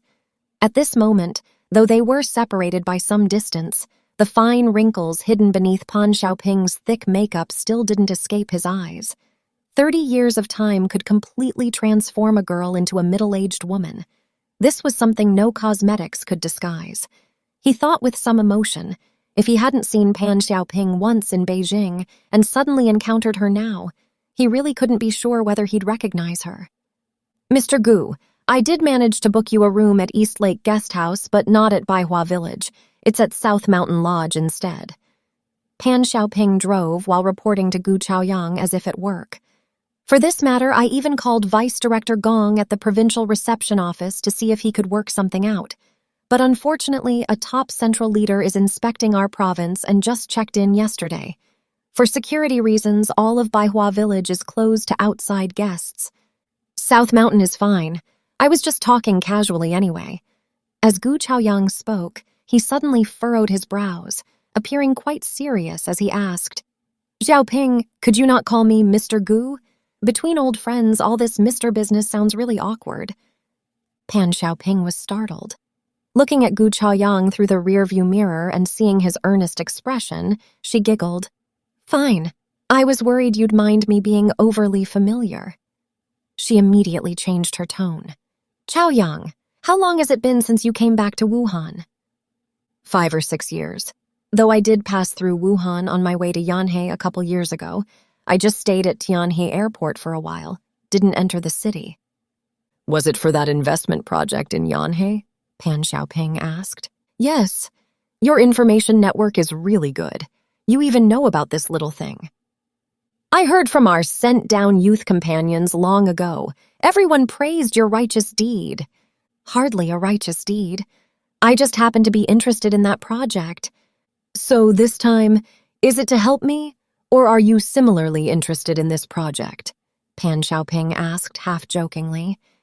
Gu Chaoyang didn't answer but smiled slightly and turned his gaze toward the car window. Gu Chaoyang's Wuhan visit had been specially arranged by Pan Xiaoping. Xinghan Group's Yangtze electromechanical factory, due to years of losses and heavy debt, had seriously affected the group's development. Recently, Xinghan Group was preparing to restructure and merge the Yangtze electromechanical factory through joint stock reform. To this end, the group established a restructuring work leadership group headed by Pan Xiaoping. Her last trip to Beijing was to feel out the situation. Unexpectedly, after contacting Gu Chaoyang, they quickly reached a preliminary agreement. The specific restructuring plan would be drafted after Gu Chaoyang conducted an on-site inspection of Yangtze electromechanical factory. The American Duke Company where Gu Chaoyang worked was an internationally renowned enterprise, ranked in the world's top 300, wealthy and powerful. A tall tree attracts the wind. In China, how many enterprises much larger than Xinghan Group were lining up to cooperate with them? Moreover, Pan Xiaoping hadn't seen Gu Chaoyang in many years. Whether he would even recognize her as this sent-down youth companion was still uncertain. So she hadn't held much hope for this matter initially, approaching it with an attitude of just trying.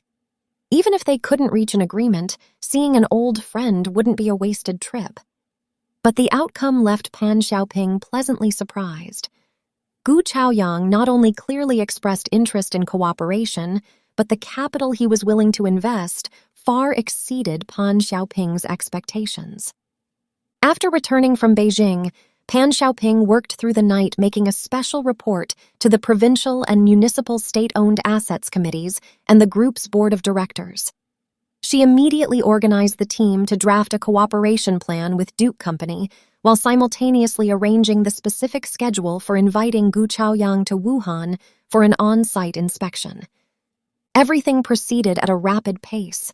They were just waiting for this financial deity Gu Chaoyang to arrive, and this cooperation project that would inevitably affect Xinghan Group's long-term development would enter its substantive operational phase. Actually, Pan Xiaoping regarded Gu Chaoyang not only as Xinghan Group's financial deity, but also as her own lucky star. According to the group's thinking, if the Yangtze electromechanical factory and Duke Company's restructuring succeeded, she might serve as chairman of the newly established Yangtze Electromechanical Joint Stock Company, independently managing a Sino-foreign joint venture. At that point, she would reach a peak in her career.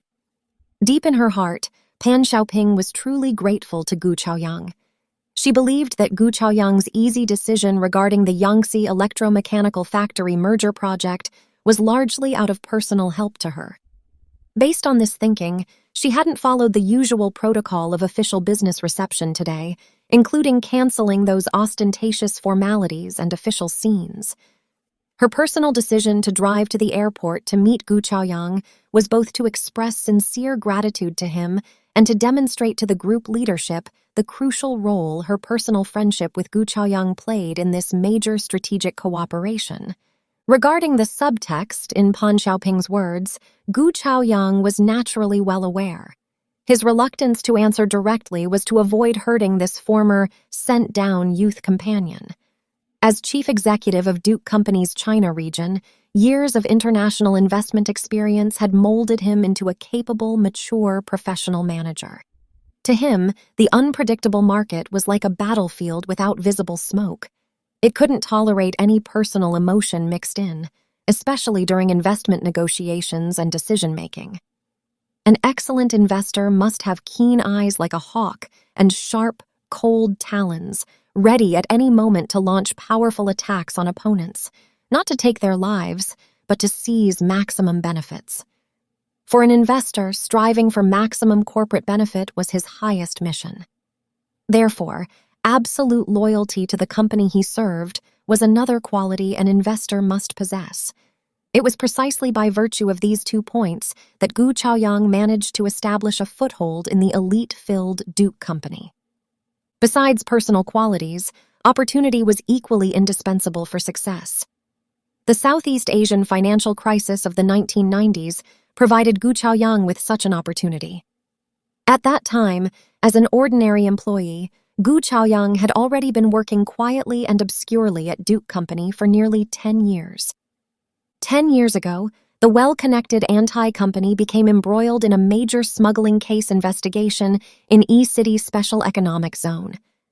Although the other 2 companies involved in smuggling suffered the catastrophic disasters of bankruptcy and top executives being sentenced, anti-company miraculously escaped disaster, but the company also reached its end. Before long, the company received instructions to disband on the spot. Since the instruction came directly from the chief, the company boss, second young master, had no choice but to accept. On the evening of the company's official dissolution, second young Dio hosted a banquet for several top executives at the internal restaurant of Yukon Mountain Guest House. All were high-ranking cadres' children like Gu Chaoyang. During the meal, second young master thanked his brothers for their loyal service, his words also revealing some helplessness. The reason the chief issued the instruction to dissolve the company was for the greater good. The chief said, "One pot of mice ruins a pot of porridge. Our country finally welcomed this great reform and opening situation. It can't be easily ruined." So we had no choice but to make sacrifices. As second young master spoke, 2 tears rolled from the corners of his eyes. Gu Chaoyang had originally been carefully pondering what the chief's phrase, "one pot of mice ruins a pot of porridge," really meant. Seeing second young master moved to emotion, he followed the other brothers in expressing their position. "Big brother, say no more. However you say to handle it, we'll handle it. If Antai has a chance to rise again in the future, just say the word. The brothers will still work for you." Second young master took out a handkerchief to wipe his eyes and waved his hand. "There won't be such a chance. Everyone should fend for themselves. To obey the greater good, I'm prepared to completely retire." Hearing this, Gu Chaoyang's nose stung and he nearly shed tears himself. At that time, Gu Chaoyang had already officially divorced Murong Chu. The actress who directly led to their divorce, seeing the situation going badly, resolutely abandoned him and married a director at lightning speed. This was undoubtedly adding insult to injury for Gu Chaoyang. He felt he had suddenly fallen into the valley of both career and marriage. Gu Chaoyang had grown up in privileged circumstances, hardly encountering any major setbacks. Facing unprecedented failure, he felt utterly disheartened. But very quickly, that spirit of never admitting defeat inherited from his Red Army father's blood finally took effect in Gu Chaoyang. Since his career was gone and the woman had left him, with nothing to worry about, he might as well let everything start from scratch. Before long, Gu Chaoyang went abroad. In America, he was no longer a former government office cadre or corporate executive, not even a high-ranking cadre's child. Like thousands upon thousands of ordinary Chinese people who came to America from home, he had no identity or background, only himself. This actually made him feel unburdened. Putting down previous vanity and pretensions, he started everything from scratch. During his first 2 years in America, Gu Chaoyang had waited tables and washed dishes at restaurants, worked as a corpse carrier at hospitals, served as security at a Wall Street bank, done everything except steal. At the same time, while working, he took English and financial investment courses part-time at New York State University. Later, he happened upon Duke Company's recruitment and was fortunately hired. Being sent by company headquarters to a small Southeast Asian country as an investment negotiation representative was a major turning point in Gu Chaoyang's life. Facing the surging Southeast Asian financial crisis, many Western financial institutions and enterprises were reducing or even withdrawing their projects in Southeast Asia. But Duke Company saw this as the best opportunity to advance into Southeast Asian markets. Seizing the moment, they dispatched a group of experienced, capable professional investors to various Southeast Asian countries, focusing on those companies and factories going bankrupt in batches. Once they discovered valuable gold, they would quickly intervene, using the cheapest chips to carry out mergers, restructuring, or acquisitions. Southeast Asia was the world region with the most concentrated overseas Chinese business. Duke Company specifically selected some ethnic Chinese employees from the company to join the investment negotiation ranks. Gu Chaoyang was one of several Chinese investment negotiation representatives chosen. Facts proved Duke Company hadn't chosen wrong. In just 2 short years, with his understanding of Chinese character and psychology, Gu Chaoyang successfully acquired several large enterprises, establishing great merit for Duke Company's advance into Southeast Asian markets. His subsequent posting as chief executive of Duke Company's China region was undoubtedly a reward for his outstanding performance in Southeast Asia. In fact, from the late 1990s onward, Duke Company had seen the enormous potential of China as a rising, emerging economy and began actively planning to shift forces from Southeast Asia to China. Enriching and strengthening China region management's upper levels was an important component of this strategic plan. Gu Chaoyang naturally understood headquarters' strategic intentions. Not only that, before implementing this overall strategy, he had even specially submitted a proposal report to company top brass, clearly stating that China's currently vigorous promotion of state enterprise reform provided Duke Company with a heaven-sent opportunity to advance into Chinese markets. Obviously, top management adopted his suggestion and quickly formulated a concrete plan. The core of the plan was to firmly lock onto China's state enterprise reform. Strive to cut a large piece from this tempting big cake, not a small piece. This was the original wording of the implementation plan. Gu Chaoyang seemed to see from it the ambitious and greedy expressions on top company officials' faces. As executor of Duke Company's plan to advance into Chinese markets, Gu Chaoyang's decision-making basis for every investment project depended on whether it benefited Duke Company headquarters' investment strategy in China. Beyond this, nothing else was within his consideration. The Chufeng Group merger case in Yanhe County several years ago was like this. This time's Xinghan Group Yangtze electromechanical factory merger case was similarly so. Therefore, when Pan Xiaoping asked whether he was interested in the project itself or helping out of personal friendship, Gu Chaoyang felt like a teacher hearing a student ask such a naive question in class. He almost laughed, barely restraining himself. He was secretly amazed that as head of a large enterprise, Pan Xiaoping would raise such an innocent question. Just based on this point, she really hadn't progressed much from that female sent-down youth who loved snacks and spreading gossip. Thinking that the country had actually entrusted an enterprise worth hundreds of millions to the management of such a woman lacking entrepreneurial qualities, Gu Chaoyang felt mixed emotions, quite uncomfortable. Regarding Gu Chaoyang's thoughts, Pan Xiaoping obviously couldn't fathom them. While driving, her mind thought of tonight's and tomorrow's myriad details for entertaining Gu Chaoyang. Her entire being immersed in a kind of almost tender, personal friendship. That mood was like going to meet a boyfriend when young, excited yet anxious with a bit of shyness. Before long, the BMW exited the airport expressway and got onto the third ring road. The car speed obviously increased. Gu Chaoyang withdrew his gaze from the car window. When you came back last time, the third ring road didn't exist yet, right? Before, it took 2 hours from the airport to East Lake Guest House. Now it's just over an hour. As if to break the stuffiness in the car, Pan Xiaoping introduced, "Today is the weekend. Light traffic. After getting off the third ring road, it's just over half an hour." Weekend. Murongqiu had no classes. With Lulu studying in Beijing, what was she doing at home alone? Gu Chaoyang suddenly wondered, but he quickly cut off these thoughts. Damn it! Why can't I ever forget her? He cursed himself inwardly, his lips habitually showing a trace of self-mocking smile. Chaoyang, I'm a bit confused. Why do you insist on staying at East Lake Guest House? Pan Xiaoping suddenly asked. Wuhan now has several five-star hotels that are quite nice. Conditions much better than East Lake Guest House.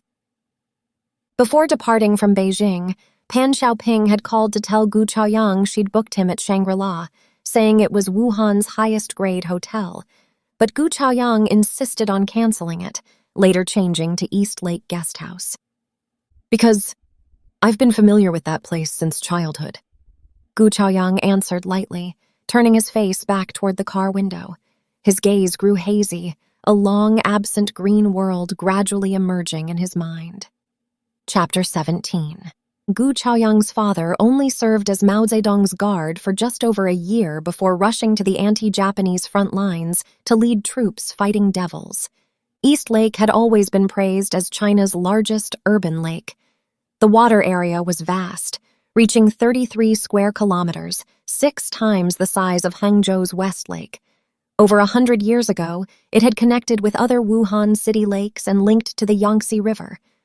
Due to frequent flooding, Governor General Zhang Jidong of Huguang ordered construction of the Wujin Embankment and Wuqing Embankment between the Yangtze and East Lake. From then on, East Lake and its surrounding lakes separated from the Yangtze, forming an independent water area. Since ancient times, East Lake had been a touring destination. Historical records stated that Ku Yuan once paced and chanted by the marsh at East Lake. King Zhuang of Chu beat drums supervising battle at East Lake. During the Three Kingdoms period, Liu Bei established an altar to worship heaven at Moshan Hill at East Lake. Southern song poet Yuan Shuoyu praised East Lake with, "They only speak of West Lake in the imperial capital, but Wuchang now speaks anew of East Lake." But East Lake truly attracted world attention after New China's establishment, when Chairman Mao Zedong inspected East Lake over 40 times and received political leaders from over 60 countries here. Every time Mao Zedong came to Wuhan, he stayed at East Lake Guest House. East Lake Guest House sat on the shores of scenic East Lake, divided into East Courtyard and West Courtyard. The East Courtyard neighbored East Lake Park. The West Courtyard faced across the lake from the equally famous W University. The grounds were filled with towering trees, birds singing and flowers fragrant, herons flying and cranes soaring, the environment extremely beautiful. All major provincial and even national conferences held in Wuhan took place here. Therefore, in many people's hearts, East Lake Guest House was far from an ordinary guest house, but was full of mysterious color. East Lake Guest House was less than 2 kilometers from Fruit Lake, where the provincial government was located. As a child, every weekend or winter and summer vacation, Gu Chaoyang would go with a gang of cadres children from the provincial government compound to play at East Lake Guest House. The sentries standing guard at the entrance were already familiar with them and didn't stop them at all. Inside were winding paths leading to secluded spots, tall trees and dense forests, particularly suitable for hide-and-seek, raiding bird nests, catching cicada shells, or playing war games. If his father Gu Feng happened to be on vacation, he would usually bring the whole family to stay at East Lake Guest House for some time. In the 1950s and 60s, every time Gu Chaoyang's father Gu Feng vacationed at East Lake Guest House, he liked staying at Baihua Village No. 1. Baihua Village Numbers 1 and 2 were located in East Lake Guest House's West Courtyard, 2 bungalows built facing the lake. From the outside, they looked quite ordinary, no different from regular houses, but the interior decoration was quite exquisite. The floors, furniture, bathrooms, and even tableware were all rather luxurious. Meals were served in a small dining room in the same house, 1 table per family. The food wasn't better than at home, but the dishes were quite abundant. The menu changed every week, which made Gu Chaoyang and his younger siblings admire the chef greatly. His younger brother, still in 5th grade, even vowed to become a chef when he grew up. Father Gu Feng was so pleased he gave his brother's cheek a resounding kiss and praised profusely. "Good, ambitious. Our family finally has a member of the working class." Most residents of Baihua Village were provincial party committee and provincial government leaders. Every time they ate in the dining room or accompanied father on walks by East Lake, Gu Chaoyang would see uncles similarly bringing their families on walks. Gu Chaoyang wasn't unfamiliar with these high-ranking leaders. One of them might well be their neighbor. Moreover, he might already be very familiar pals with children from a certain family. One evening, Gu Chaoyang followed his father walking along the lakeshore. Walking along, they came to a bungalow with its own courtyard. Like Baihua Village, the bungalow was also ordinary brick and wood construction, very solid, surrounded by walls on all sides. In the grove close to the wall was also an idle green sentry post. Father walked near the sentry post and involuntarily lightened his steps, stopping to gaze at that outwardly unremarkable large bungalow. His expression was solemn, feet together, both hands pressed tight against his trouser seams, as if performing an eyes-right salute. Gu Chaoyang was amazed by his father's demeanor, secretly guessing that a true big shot, whose official position was even higher than father's, must live in that large bungalow. Walking back from the large bungalow, Gu Chaoyang finally couldn't resist asking, "Dad, who lives inside? So mysterious." "Don't talk nonsense." Father quietly stopped him. "This is mailing number 1. Every time Chairman Mao comes to Wuhan, he stays here." Gu Chaoyang suddenly understood why father looked so solemn. From the time he could remember, Gu Chaoyang had known his father once served as Mao Zedong's guard. As a child, he often heard father tell revolutionary stories. His experience as Mao Zedong's guard was the main content father emphasized. Father said he was given to Chairman Mao as a gift by General He. General He was He Long. During the Long March, the 2nd Red Army Corps, led by He Long, passed through the Hunan-Hubei-Sichuan border and fought a fierce battle with nationalist troops. Although the Red Army ended in victory, they themselves suffered heavy losses. The troops had no choice but to rest and reorganize on the spot while urgently expanding the Red Army. Father joined the Red Army during that expansion. Before joining, father was a hunter. Though only 16 years old because he'd dealt with wild beasts in the mountains since childhood, he'd developed a strong physique and solid skills. He was proficient with swords, spears, and halberds, could hit targets at 100 meters without missing, and had even killed a leopard with his bare hands. Due to these skills, father was kept by He Long's side as a guard, thus beginning the perilous Long March. Along the way, the 2nd Red Army Corps was more than once surrounded, but miraculously broke through each time. To shake off enemy pursuit, following Central Revolutionary Military Commission instructions, the troops prepared to enter the Hunan-Guizhou border region to rendezvous with the 6th Red Army Corps led by Ren Bishi. But when breaking through the Nationalist Army's last defense line, they were heavily surrounded by the enemy. During the breakout, He Long and the command organ were cut off and surrounded by the enemy, unable to coordinate with main force troops. Several members of He Long's guard squad were killed in action, and he himself was hit by a bullet. Black masses of enemies rushed from all directions. Seeing General He's life hanging by a thread, I shouldered him, picked up a machine gun from a fallen comrade's hands, and under cover of other guard squad comrades, shot at the enemy while retreating toward the mountain valley behind. At the cliff edge, I had everyone undo their leg wraps and tie them into a rope, then carried General He down the cliffside, barely escaping disaster. Really dangerous. If I'd been a bit slower, the PLA would have one fewer marshal, Gu Chaoyang's father said, recounting this past event while clicking his tongue continuously, an expression of lingering fear on his face. Later, the 2nd and 6th Red Army Corps were reorganized into the 2nd Front Army. After going through countless hardships, they finally reached northern Shanxi and rendezvoused with the Central Red Army. Before General, he went to see Chairman Mao. He wanted to bring a gift, but couldn't figure out what to give after thinking it over, Gu Chaoyang's father said. Later, General He's gaze fell on me. He stared at me with wide eyes for a full minute, then suddenly pointed at me with his finger and said, "Got it, you." I was a bit confused, didn't understand what he meant. General He grinned with his stubbled mouth and laughed. "Silly boy, I'm giving you as a gift to Chairman Mao. Are you willing?" Just like that, I transformed from General He's guard into Chairman Mao's guard. Gu Chaoyang's father only served as Mao Zedong's guard for just over a year before rushing to the anti-Japanese front lines to lead troops fighting devils.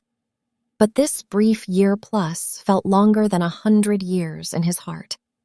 Whenever he had a chance, he would tirelessly tell his children, Chairman Mao was a witty and easygoing person. The first time he saw me, noticing I was tall, he childishly proposed comparing heights with me. The result was I was 2 centimeters taller than the chairman. "Since you're so tall, I'll call you Tall Guy from now on," the chairman asked where I was from. I said my hometown was on the Hunan-Hubei border. The township office on this side came to collect taxes from our family. The one on that side also came to collect taxes. I didn't know which province we actually belonged to. The chairman frowned and said, "The Republican government has too many taxes. However, Hunan and Hubei have been one family since ancient times. Both paid taxes to the Chu kingdom, so you don't need to worry about which province you're from." Regarding these events from decades ago, Gu Chaoyang's father told them vividly, as if they'd just happened yesterday. Gu Chaoyang had once seen an old photograph in his parents' album. In front of a cave dwelling, father in 8th Route Army uniform stood shoulder to shoulder with Mao Zedong. From the photo, father's height was indeed a bit taller than Mao Zedong's. Father said that the day before leaving Yan'an, Mao Zedong called him into the cave dwelling and said, "Tall guy, you've followed me for over a year. Now you're going to the front lines. Let's take a photo as a memento." From then on, whether on the war-torn anti-Japanese battlefield or during the march with Liu Deng forces advancing into central China, whenever he missed those days of guarding the leader, father would take the photo from his breast pocket and gaze at it.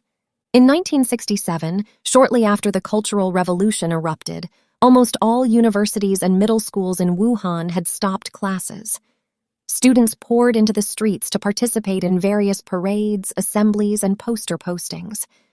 Gu Chaoyang joined in the excitement for a while, quickly found it boring, and retreated home to read novels, turning a deaf ear to the vigorous rebellion movement outside. When really bored, he'd arrange with a few pals to fish at East Lake. Sometimes after fishing, they'd toss their rods aside and jump in the lake for a swim. In hot weather, they went to the East Lake shore to play almost every day. One day, when they were about to swagger through the East Lake guest house gate to the lake shore as usual, the sentries stopped them. Previously, they'd passed through this gate every day without being stopped. What was happening today? Gu Chaoyang and his companions felt quite surprised. They went forward to argue with the soldiers, but the other party gave no explanation. Their attitude, contrary to usual, was rough. Waving their guns, they ordered them to leave immediately. Only then did Gu Chaoyang notice that the usually unarmed sentries were fully armed and had unfamiliar faces. Just as he was filled with astonishment, he suddenly saw military vehicles driving toward East Lake Guest House. The vehicles were loaded with rows of fully armed PLA soldiers, each staring straight ahead with stern expressions. Watching the military vehicles roaring through the gate, Gu Chaoyang and his companions vaguely realized something big must have happened. For 2 days straight, father didn't come home. This, too, was unprecedented. Usually, unless there were important meetings, no matter how busy father was at work, he would come home at night. The whole family sensed the seriousness of the situation. On the 3rd day, father came home in full military dress uniform with 2 armed guards behind him. This also surprised the family.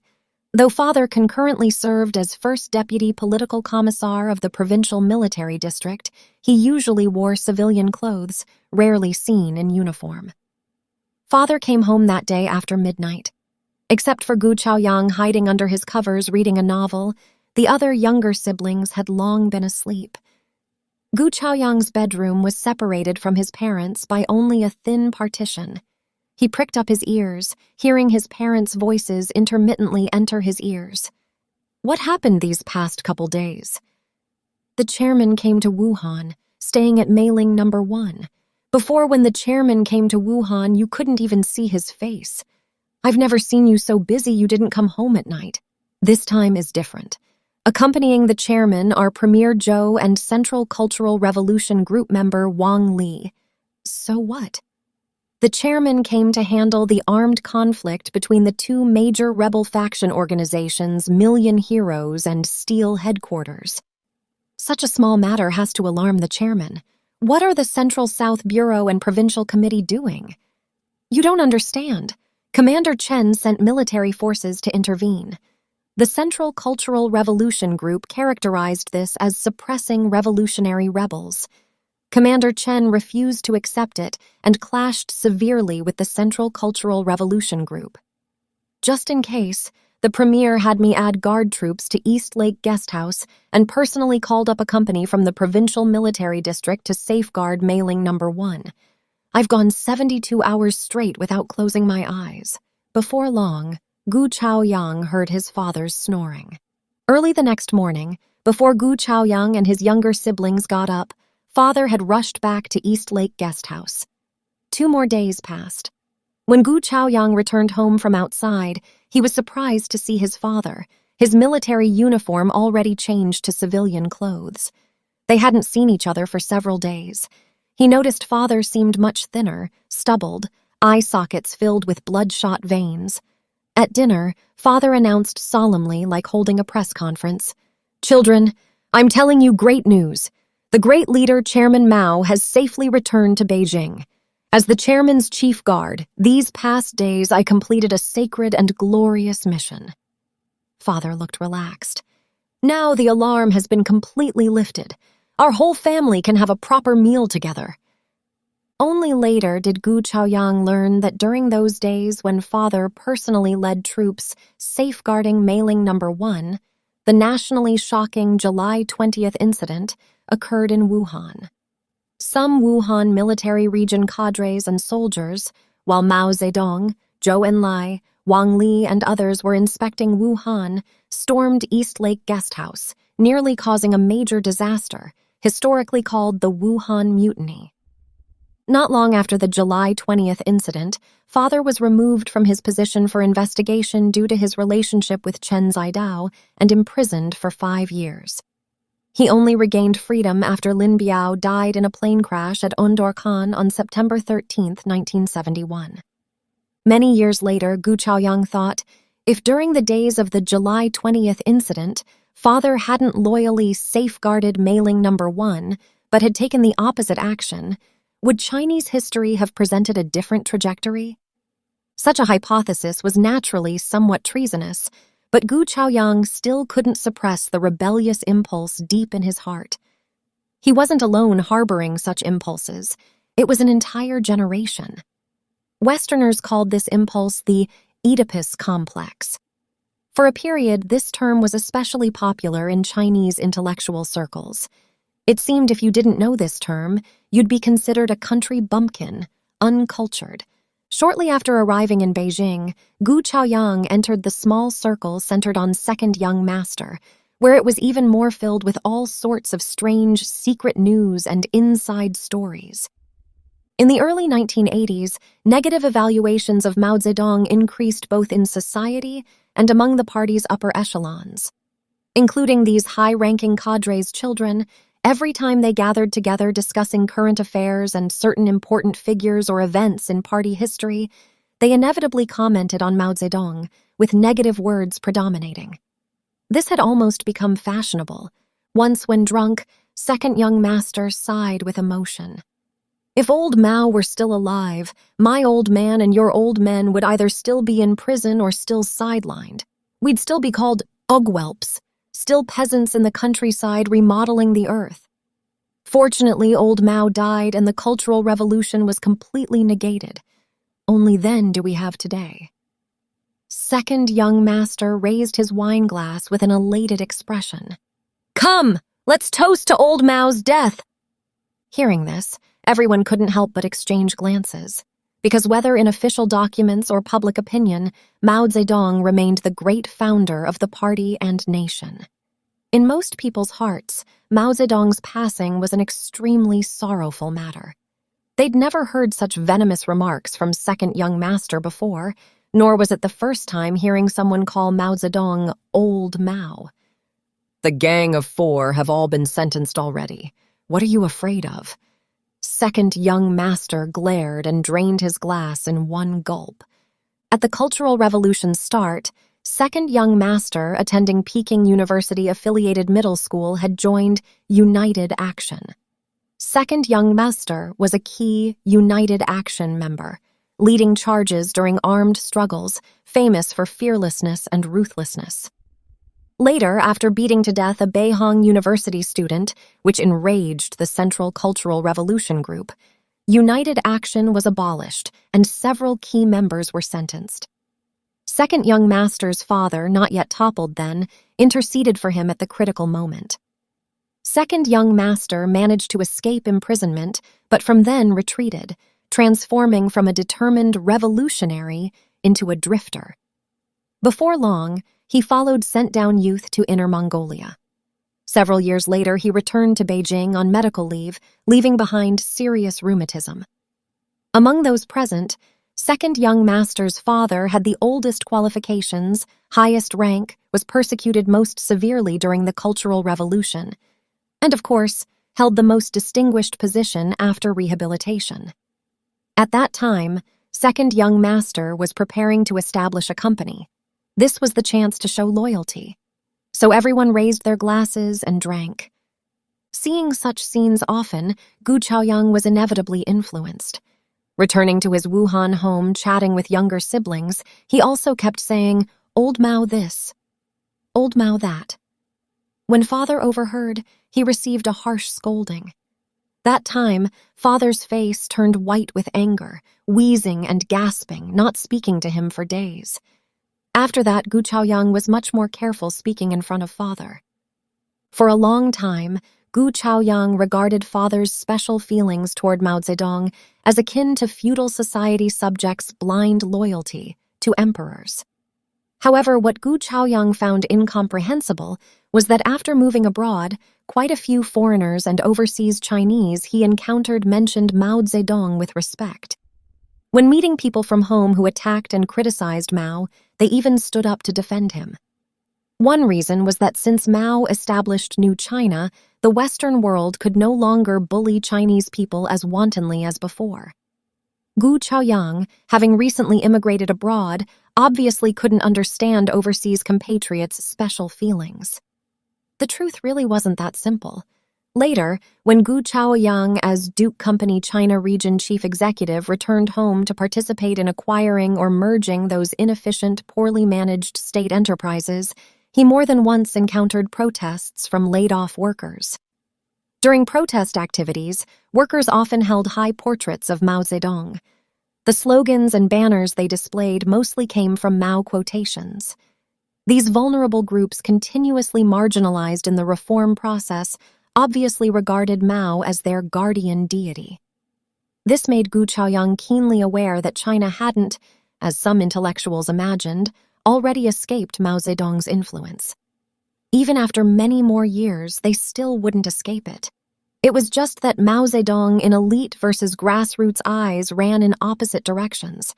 The contrast was so great that some foreigners thought they were arguing about different figures. What confused Gu Chaoyang was that regarding attitudes toward Mao Zedong, he could neither completely stand with the elite class nor return to the grassroots class his father once belonged to. The direct consequence of this identity split was internal division. Just like when he'd first obtained American citizenship, his mind often floated questions like, "Am I Chinese or American?" Of course, this pain of internal division didn't at all affect Gu Chaoyang becoming an excellent international investor. This was precisely his extraordinary quality, also what his father Gu Feng had never anticipated. Actually, father had never agreed with him going into business or going abroad.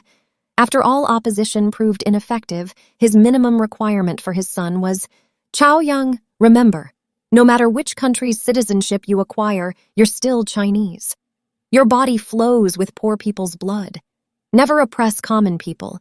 Never harm the motherland's interests. When saying this, father was already old and frail, lying in a Beijing hospital ward, oxygen tube in his nose, gasping for breath. Even speaking was difficult. Gu Chaoyang, having just rushed back from abroad, held father's hand and nodded. He didn't know if this was a promise or just indicating he'd heard. A few days later, father passed away. 1 month before his death, on December 26th, Mao Zedong's birthday, he'd just eaten half a bowl of longevity noodles. He'd wanted to finish the whole bowl, but his weakened body ultimately prevented him from finishing. In previous years on this day, he would have the whole family eat longevity noodles with him, saying it was celebrating the chairman's birthday. Having checked into East Lake Guest House South Mountain Lodge, Gu Chaoyang's mind filled with fragments of the past jumping and leaping like a kaleidoscope before his eyes, making buzzing sounds. An unprecedented nostalgic and sentimental emotion filled his heart. Someone said nostalgia marks aging's beginning. He thought, am I already old? After dinner, Gu Chaoyang went out for a walk accompanied by Pan Xiaoping. However, today's East Lake guest house was no longer what Gu Chaoyang remembered. Everything made him feel unrecognizable. The most striking impression was fewer trees than before, but more buildings. Though newly built structures looked trendy, crammed together with old-style buildings, they seemed quite mismatched. Both east and west courtyards had added many artificial landscapes, various flowers and plant bonsai, fountains, landscape lighting, giving off a strong commercial smell, almost becoming a tourist attraction. Mailing number 1 had also changed. The previous courtyard wall had been torn down, replaced by a gorgeous landscape lawn. That large bungalow had obviously undergone careful renovation. Illuminated by colored night scene lights, it was like stage scenery, hazy and mysterious. The previous rustic tranquility of a farm courtyard had also completely vanished. This is where Mao Zedong once lived. Now it's become a popular scenic spot. Every day, visitors come in an endless stream. Pan Xiaoping introduced like a tour guide. Gu Chaoyang involuntarily slowed his steps, as if seeing father again standing gazing at mailing number 1, expression solemn, feet together, both hands pressed tight against trouser seams, as if performing an eyes right salute. Gu Chaoyang felt he'd suddenly returned to boyhood. After moving abroad, every time he recalled times with parents and family, what floated into his mind wasn't that home at Fruit Lake, but East Lake Guest House with its towering trees and gardens full of flowers. In his subconscious, Gu Chaoyang obviously regarded this place as home. What he repeatedly savored in his heart were also those happy times when the whole family followed father staying at Baihua Village number 1. Gu Chaoyang had an older half-sister by a different mother, father and his ex-wife's daughter, several years his senior. After graduating from university in the 1950s, she stayed in Beijing to work. Below him were a younger brother and 2 younger sisters who had also successively left Wuhan in recent years. After father passed away, mother also left Wuhan to live with the younger siblings. Now in this city, aside from East Lake Guest House, Gu Chaoyang could find no other place to carry past times. Returning to South Mountain Lodge, Pan Xiaoping proposed accompanying Gu Chaoyang to the first-floor music tea lounge to sit a while. Let's go in for some tea. At 9 tonight, there's also a local singing star performing. I'll also take the opportunity to brief you on tomorrow's schedule. No, Xiaoping, please don't talk to me about tomorrow. Gu Chaoyang suddenly raised a finger, shushing Pan Xiaoping, saying somewhat impatiently, Leave tomorrow to tomorrow. I don't want to hear a single word now. I just want to spend the evening quietly alone. Gu Chaoyang's tone was resolute, even somewhat stiff, completely different from his earlier elegant manner. Then, after bidding Pan Xiaoping goodbye, he went alone to his room. From the airport until now, Pan Xiaoping had been accompanying him carefully all along, not talking about cooperation at all. She'd originally hoped this personal friendship atmosphere could bring satisfactory results to the Yangtze Electromechanical Factory merger negotiations. But these last few words almost made an afternoon's efforts come to nothing. Pan Xiaoping watched Gu Chaoyang's departing back, at a loss. She didn't know what she'd said wrong to make Gu Chaoyang suddenly lose his gentlemanly demeanor. Thinking of tomorrow's imminent inspection and negotiations, she vaguely felt an ominous premonition. Chapter 18. Pan Xiaoping never expected that this old classmate she looked down on in her heart would create considerable trouble for her at the critical moment. After breakfast the next day, Pan Xiaoping accompanied Gu Chaoyang from East Lake Guest House to Yangtze Electromechanical Factory for inspection. Also accompanying the inspection was a group vice president surnamed Xu. He'd previously served as Yangtze Electromechanical Factory director, an engineer by training, personally promoted by Pan Xiaoping to the group. Yangtze Electromechanical Factory was separated from the Yangtze River Water Resources Commission by only 2 streets, located at the intersection of Riverside Avenue and Sanyang Road. Opposite was a container terminal at Hangkou Riverfront. Not far away was Riverside Park. At the park entrance stood a monument with Mao Zedong's personally inscribed text, "Congratulations to the Wuhan people for conquering the 1954 flood. In future, be prepared to conquer even greater floods." Yangtze Electromechanical Factory's predecessor was Three Gorges Electromechanical Factory, established in 1954, the year Wuhan experienced catastrophic flooding. At that time, the Yangtze Commission had just formulated the Yangtze Three Gorges Water Resources Development Plan approved by the central government, which clearly proposed building the Three Gorges Dam while actively carrying out research, production of electromechanical equipment, and a series of preparatory work, including geological exploration in the Three Gorges region. Establishing Three Gorges Electromechanical Factory, its initial main task was providing supporting electromechanical and drilling equipment for large-scale hydroelectric projects, making technical preparations for the Three Gorges project. But as the Three Gorges project kept being delayed, it gradually shifted toward researching and producing small and medium-sized generator sets. From the mid-1950s onward, as the industrialization process continuously accelerated, hydroelectric project construction also entered a period of leaps and bounds. Not only were dams built on our country's major rivers, but even some tributaries hard to find on maps also had dams erected. Eventually, hydroelectric stations even appeared deep in remote mountainous regions. For a time, orders flew like snowflakes to Three Gorges Electromechanical Factory. Workers worked overtime every day in continuous 3 shifts, but still couldn't keep up with demand. To adapt to the new situation, the factory continuously added production equipment and recruited workers. In just a few years, it grew from the initial few hundred people to over 1,000. The factory was also renamed Yangtze Electromechanical Factory, leaping from that previously unknown small factory to become Central China's largest electromechanical production enterprise. In the early 1970s, when Pan Xiaoping was recruited from Yanhe countryside into Yangtze Electromechanical Factory, the factory's production situation was still quite good. Workers received various kinds of food subsidies and labor protection supplies every month, from meat tickets, sugar tickets, cloth tickets to milk tickets, movie tickets, etc. All sorts, everything you could want. In the words of young workers who'd just entered the factory, entering the electromechanical factory was like entering a safe deposit box. No worries about food, drink, or entertainment. Chen from Yangtze Commission-affiliated middle school class of 68 entered Yangtze Electromechanical Factory the same year as Pan Xiaoping. Though they entered the factory simultaneously, their fates diverged dramatically. Less than 2 years after entering the factory, Pan Xiaoping became a factory union cadre, then factory leadership, eventually becoming general manager and deputy board chairman of Xinghan Group. But Chen Guang? From age 20 entering the factory until nearing retirement, he remained an ordinary worker, level 8 lathe operator, top professional title among workers. But wasn't he still just a worker? Even Pan Xiaoping was puzzled.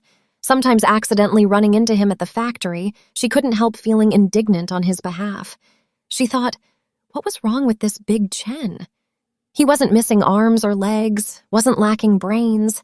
How come he never even became a workshop director?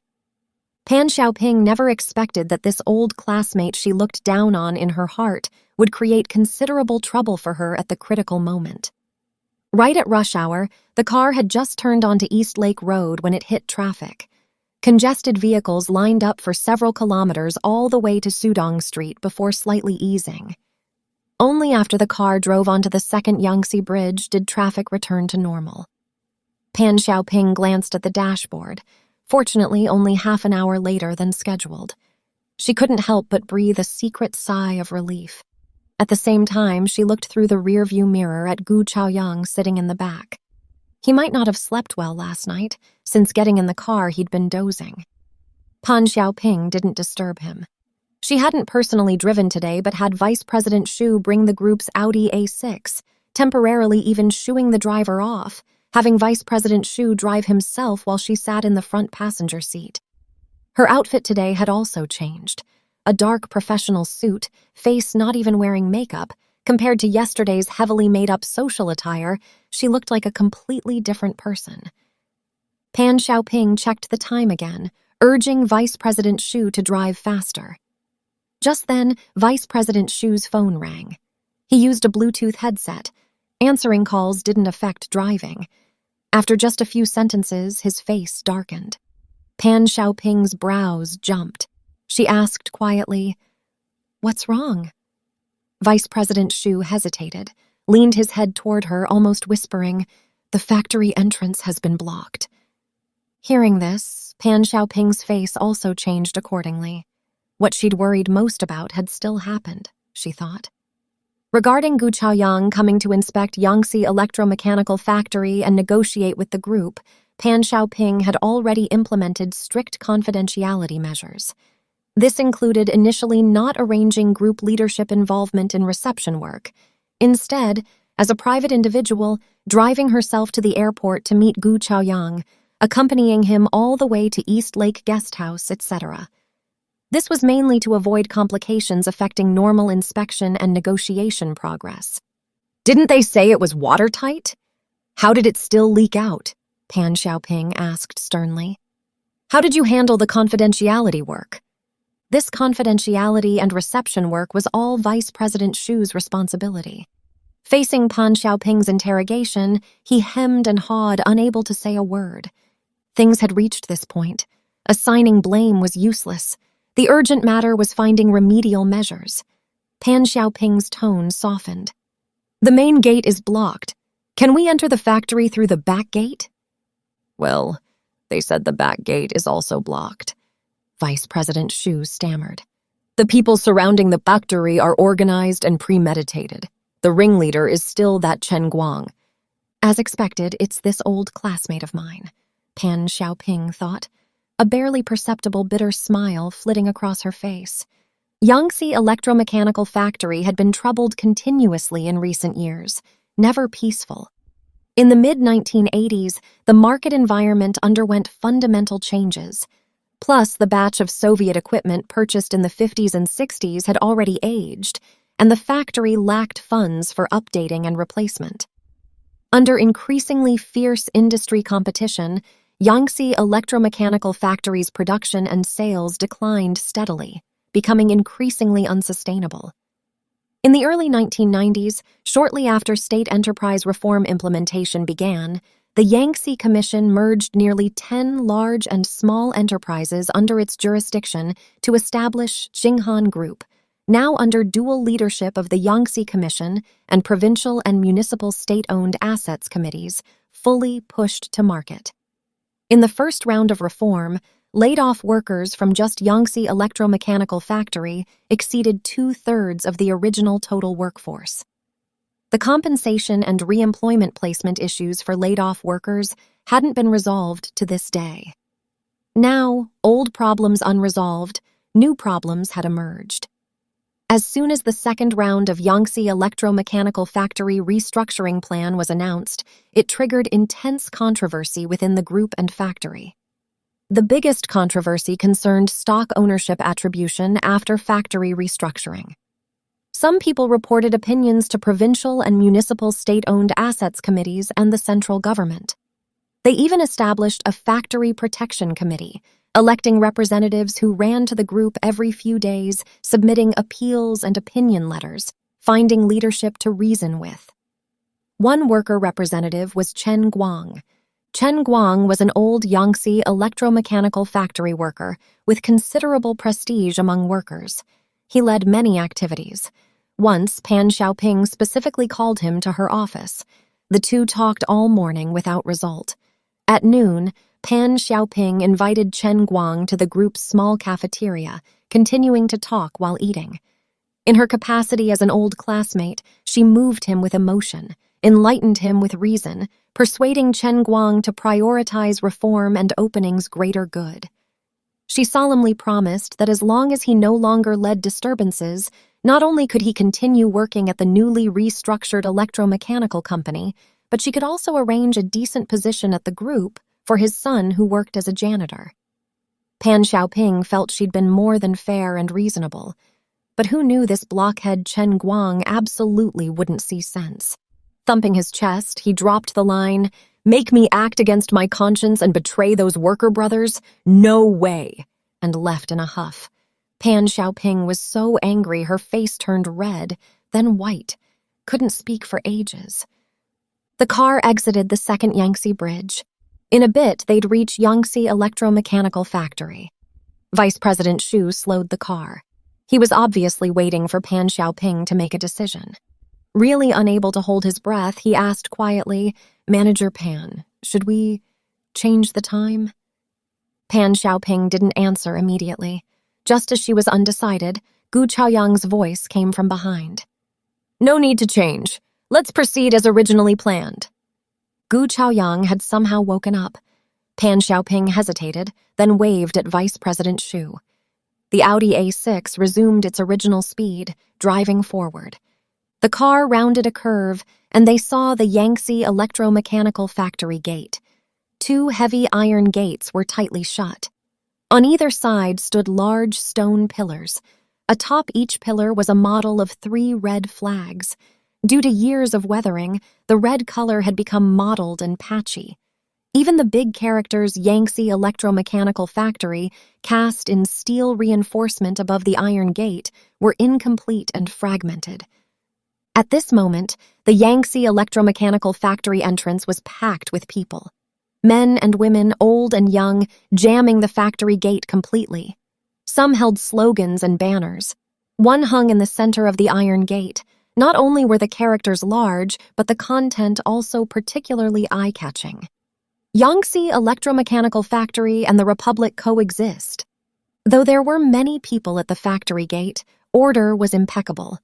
Everyone sat cross-legged with backs against the factory gate, facing the road, arranged in neat rows, orderly and methodical. In front of the formation, a worker-like person in blue work clothes was keeping time, directing everyone in song. There were both old songs from the 50s and 60s like "We Workers Have Power, We Walk on the Great Road, Unity is Strength," and new songs that had only become popular in recent years like Yangtze River song, "Where is the Road?" The singing came in waves like tides, one after another carrying a rough yet bone-penetrating power. The Audi A6 stopped at the roadside less than 100 meters from Yangtze Electromechanical Factory. Several people sat in the car, silently observing the crowd at the factory entrance. No one spoke. For Gu Chaoyang, similar scenes weren't new. Several previous state enterprise acquisitions he'd participated in, almost none hadn't encountered worker protests. Some were mild, some intense, some even evolved into violent resistance. But the protest outcomes, all without exception, ended in workers' defeat. In Gu Chaoyang's observation, the secret lay in state enterprise reform being a decision made by the central top leadership, an irresistible national will. Reform and opening had from the start been a top-down behavior. Workers' protests as social lower classes, besides winning some short-term interests for themselves, couldn't influence the reform process at all. This was also an important reason why China's reform over these decades had proceeded like a hot knife through butter, achieving world-renowned accomplishments. Every time Gu Chaoyang encountered such protest actions, he not only didn't see them as obstacles, but actually felt they were opportunities to raise negotiation chips. In China, whenever trouble appeared during enterprise acquisition processes, it benefited the buyer, not the seller. When the snipe and clam fight, the fisherman profits. This principle, even old ladies at markets understood it. Did he, Gu Chaoyang, not understand? Therefore, regarding this scene at Yangtze Electromechanical Factory, Gu Chaoyang not only didn't shrink back but actually felt pleasantly surprised. At this moment, Pan Xiaoping quietly instructed Vice President Xu. "Old Xu, if this develops further, it'll lose control. Quickly call the police."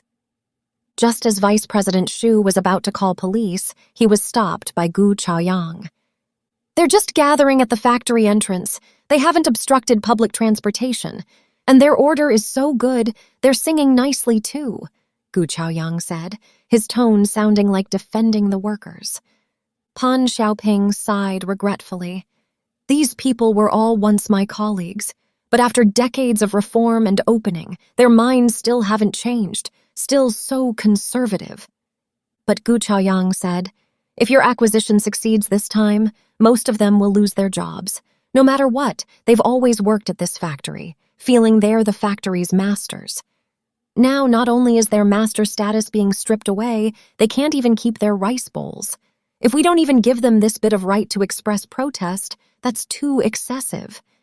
Hearing Gu Chaoyang's words, Pan Xiaoping felt somewhat uncomfortable, but she quickly dispelled this emotion, staring fixedly at Gu Chaoyang as if trying to probe how much sincerity lay behind his words. But before she found an answer, Gu Chaoyang pulled open the car door, lifted his leg, and climbed out. Pan Xiaoping quickly instructed Vice President Xu, "Notify company security immediately. Send people to maintain order." Having said this, she also followed Gu Chaoyang out of the car. Gu Chaoyang and Pan Xiaoping walked one after another toward the Yangtze Electromechanical Factory entrance. Before reaching the factory gate, they were discovered. "It's Manager Pan." "Who's that man?" "I heard Duke Company sent a chief negotiation representative. Could it be him?" "Must be him. Look at that Western suit and leather shoes. Obviously a fake foreign devil." The crowd exchanged words, discussing in whispers. Gradually, the singing stopped.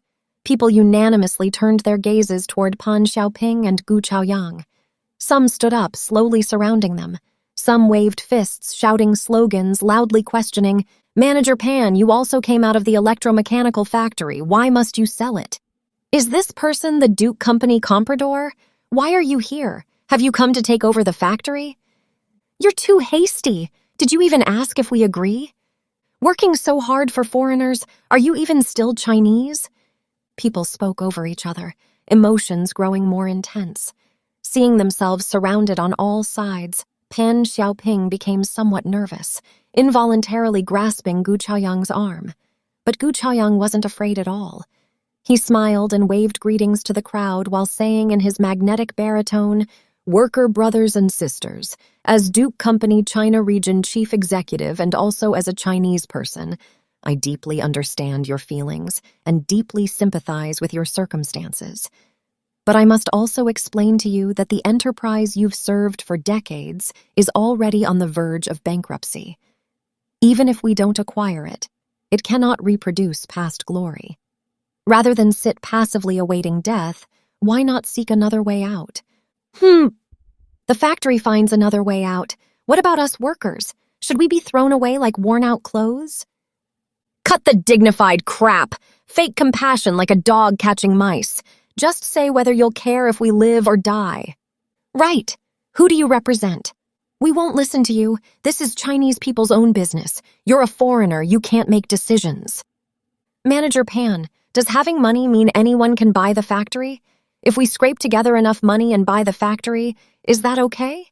People surrounded Gu Chaoyang and Pan Xiaoping tighter and tighter, eyes seeming ready to spit fire. At this moment, Gu Chaoyang also lost his earlier composure and elegance, the smile on his face obviously stiffening. Pan Xiaoping, pressed against him, also noticed this. Due to nervousness, his palms had broken out in sweat. Just then, Vice President Xu, leading a group of security guards, arrived in time. Under their protection, Gu Chaoyang and Pan Xiaoping barely fought their way out of the crowd. Back in the car, Pan Xiaoping finally breathed a sigh of relief. She saw Gu Chaoyang's tie had somehow been pulled loose. She said apologetically, "Mr. Gu, I'm sorry. I let you be frightened." Gu Chaoyang appeared calm and composed, showing no signs of panic. He retied his tie, smiling faintly. "Oh, this is nothing. Chinese workers are civilized enough. If this were abroad—" He swallowed the second half of his sentence. In the afternoon, the first merger negotiation between Duke Company and Yangtze Electromechanical Factory was held in the small conference room at Xinghan Group headquarters building. Attending the meeting besides Gu Chaoyang and all members of the Xinghan Group Yangtze Electromechanical Factory Restructuring Work Leadership Group, the provincial and municipal state-owned assets committees each sent one representative to participate. Just as Pan Xiaoping had sensed that morning, negotiations were difficult from the start. First, before the meeting began, representatives from the provincial and municipal state-owned assets committees conveyed to restructuring team members the State Assets Committee leadership's latest instruction. In the Yangtze Electromechanical Factory and Duke Company's restructuring, Xinghan Group must hold controlling shares, namely 51%. Reportedly, this was the State Council's latest regulation to prevent loss of state-owned assets.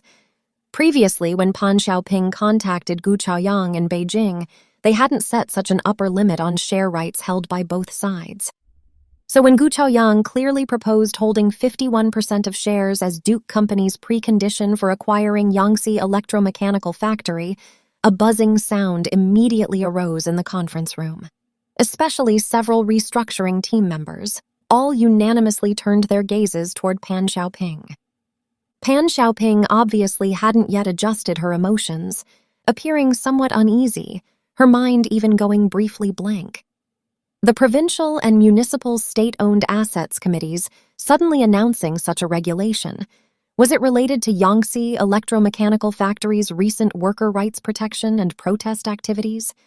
She couldn't help but direct her gaze toward Gu Chaoyang sitting opposite, inwardly pondering how the other party would react after learning the State Assets Committee's new regulation. Would he insist on his position, or compromise and concede? Or withdraw midway? If so, all her efforts these past days would turn to bubbles. Therefore, when Pan Xiaoping subsequently went through the motions of informing Gu Chaoyang about the provincial and municipal state assets committee's latest regulation on share rights upper limits, she almost felt like jumping into water holding a stone, holding almost no hope for the negotiations' prospects. But unexpectedly, after listening, Gu Chaoyang's reaction was surprisingly calm, face wearing a faint smile, seeming not at all surprised. In the following period, he didn't mention the share rights upper limit issue at all, chatting and laughing, talking about everything except this, as if it didn't exist at all. But the more this continued, the more uneasy Pan Xiaoping became. Based on her understanding, the mighty Duke Company couldn't possibly make any compromises or concessions before a small enterprise, even if the chief negotiation representative was her sent-down youth companion. In other words, negotiations between both sides had actually already terminated. Dinner was Xinghan Group, hosting Gu Chaoyang. The group board chairman would also attend. Although negotiations had reached an impasse, as host, necessary courtesies still had to be observed. After dinner ended, Pan Xiaoping still personally drove Gu Chaoyang back to East Lake Guest House. She hadn't yet emerged from disappointed emotions. After driving a stretch in silence, she finally asked, Chaoyang, does our cooperation this time really have no hope? Who said there's no hope? Gu Chaoyang's counter-question amazed Pan Xiaoping. But today's negotiations today went very well. Gu Chaoyang spoke quite decisively, seriously, not at all like joking. Pan Xiaoping seemed to see some hope. So you're willing to make concessions on shares? But before Pan Xiaoping finished, Gu Chaoyang interrupted her. When have you ever seen Duke Company compromise on core interests? Pan Xiaoping was thoroughly confused. She looked at Gu Chaoyang full of doubt. Then, China has a saying, policies are dead, but people are alive, Gu Chaoyang said meaningfully. Hearing this, Pan Xiaoping seemed to understand something. The car drove into East Lake Guest House, slowly stopping at South Mountain Lodge entrance.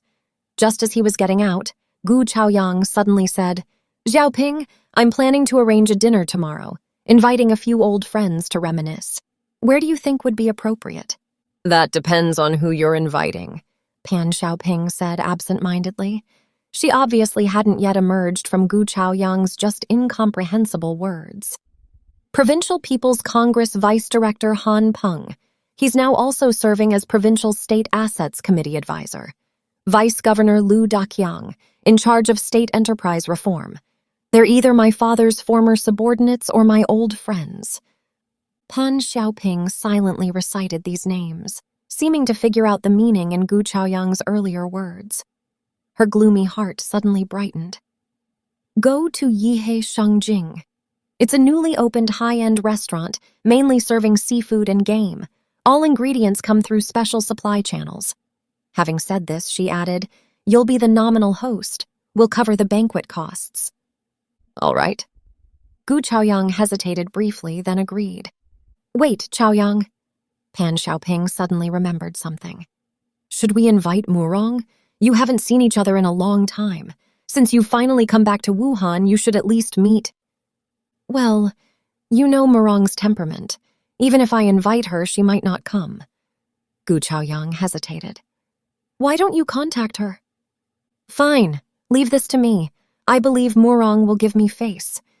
Pan Xiaoping accepted like receiving an assignment, her words even carrying a note of ingratiation. As she watched Gu Chaoyang enter the hotel entrance and started the car, the gloom in her heart had already dissipated completely.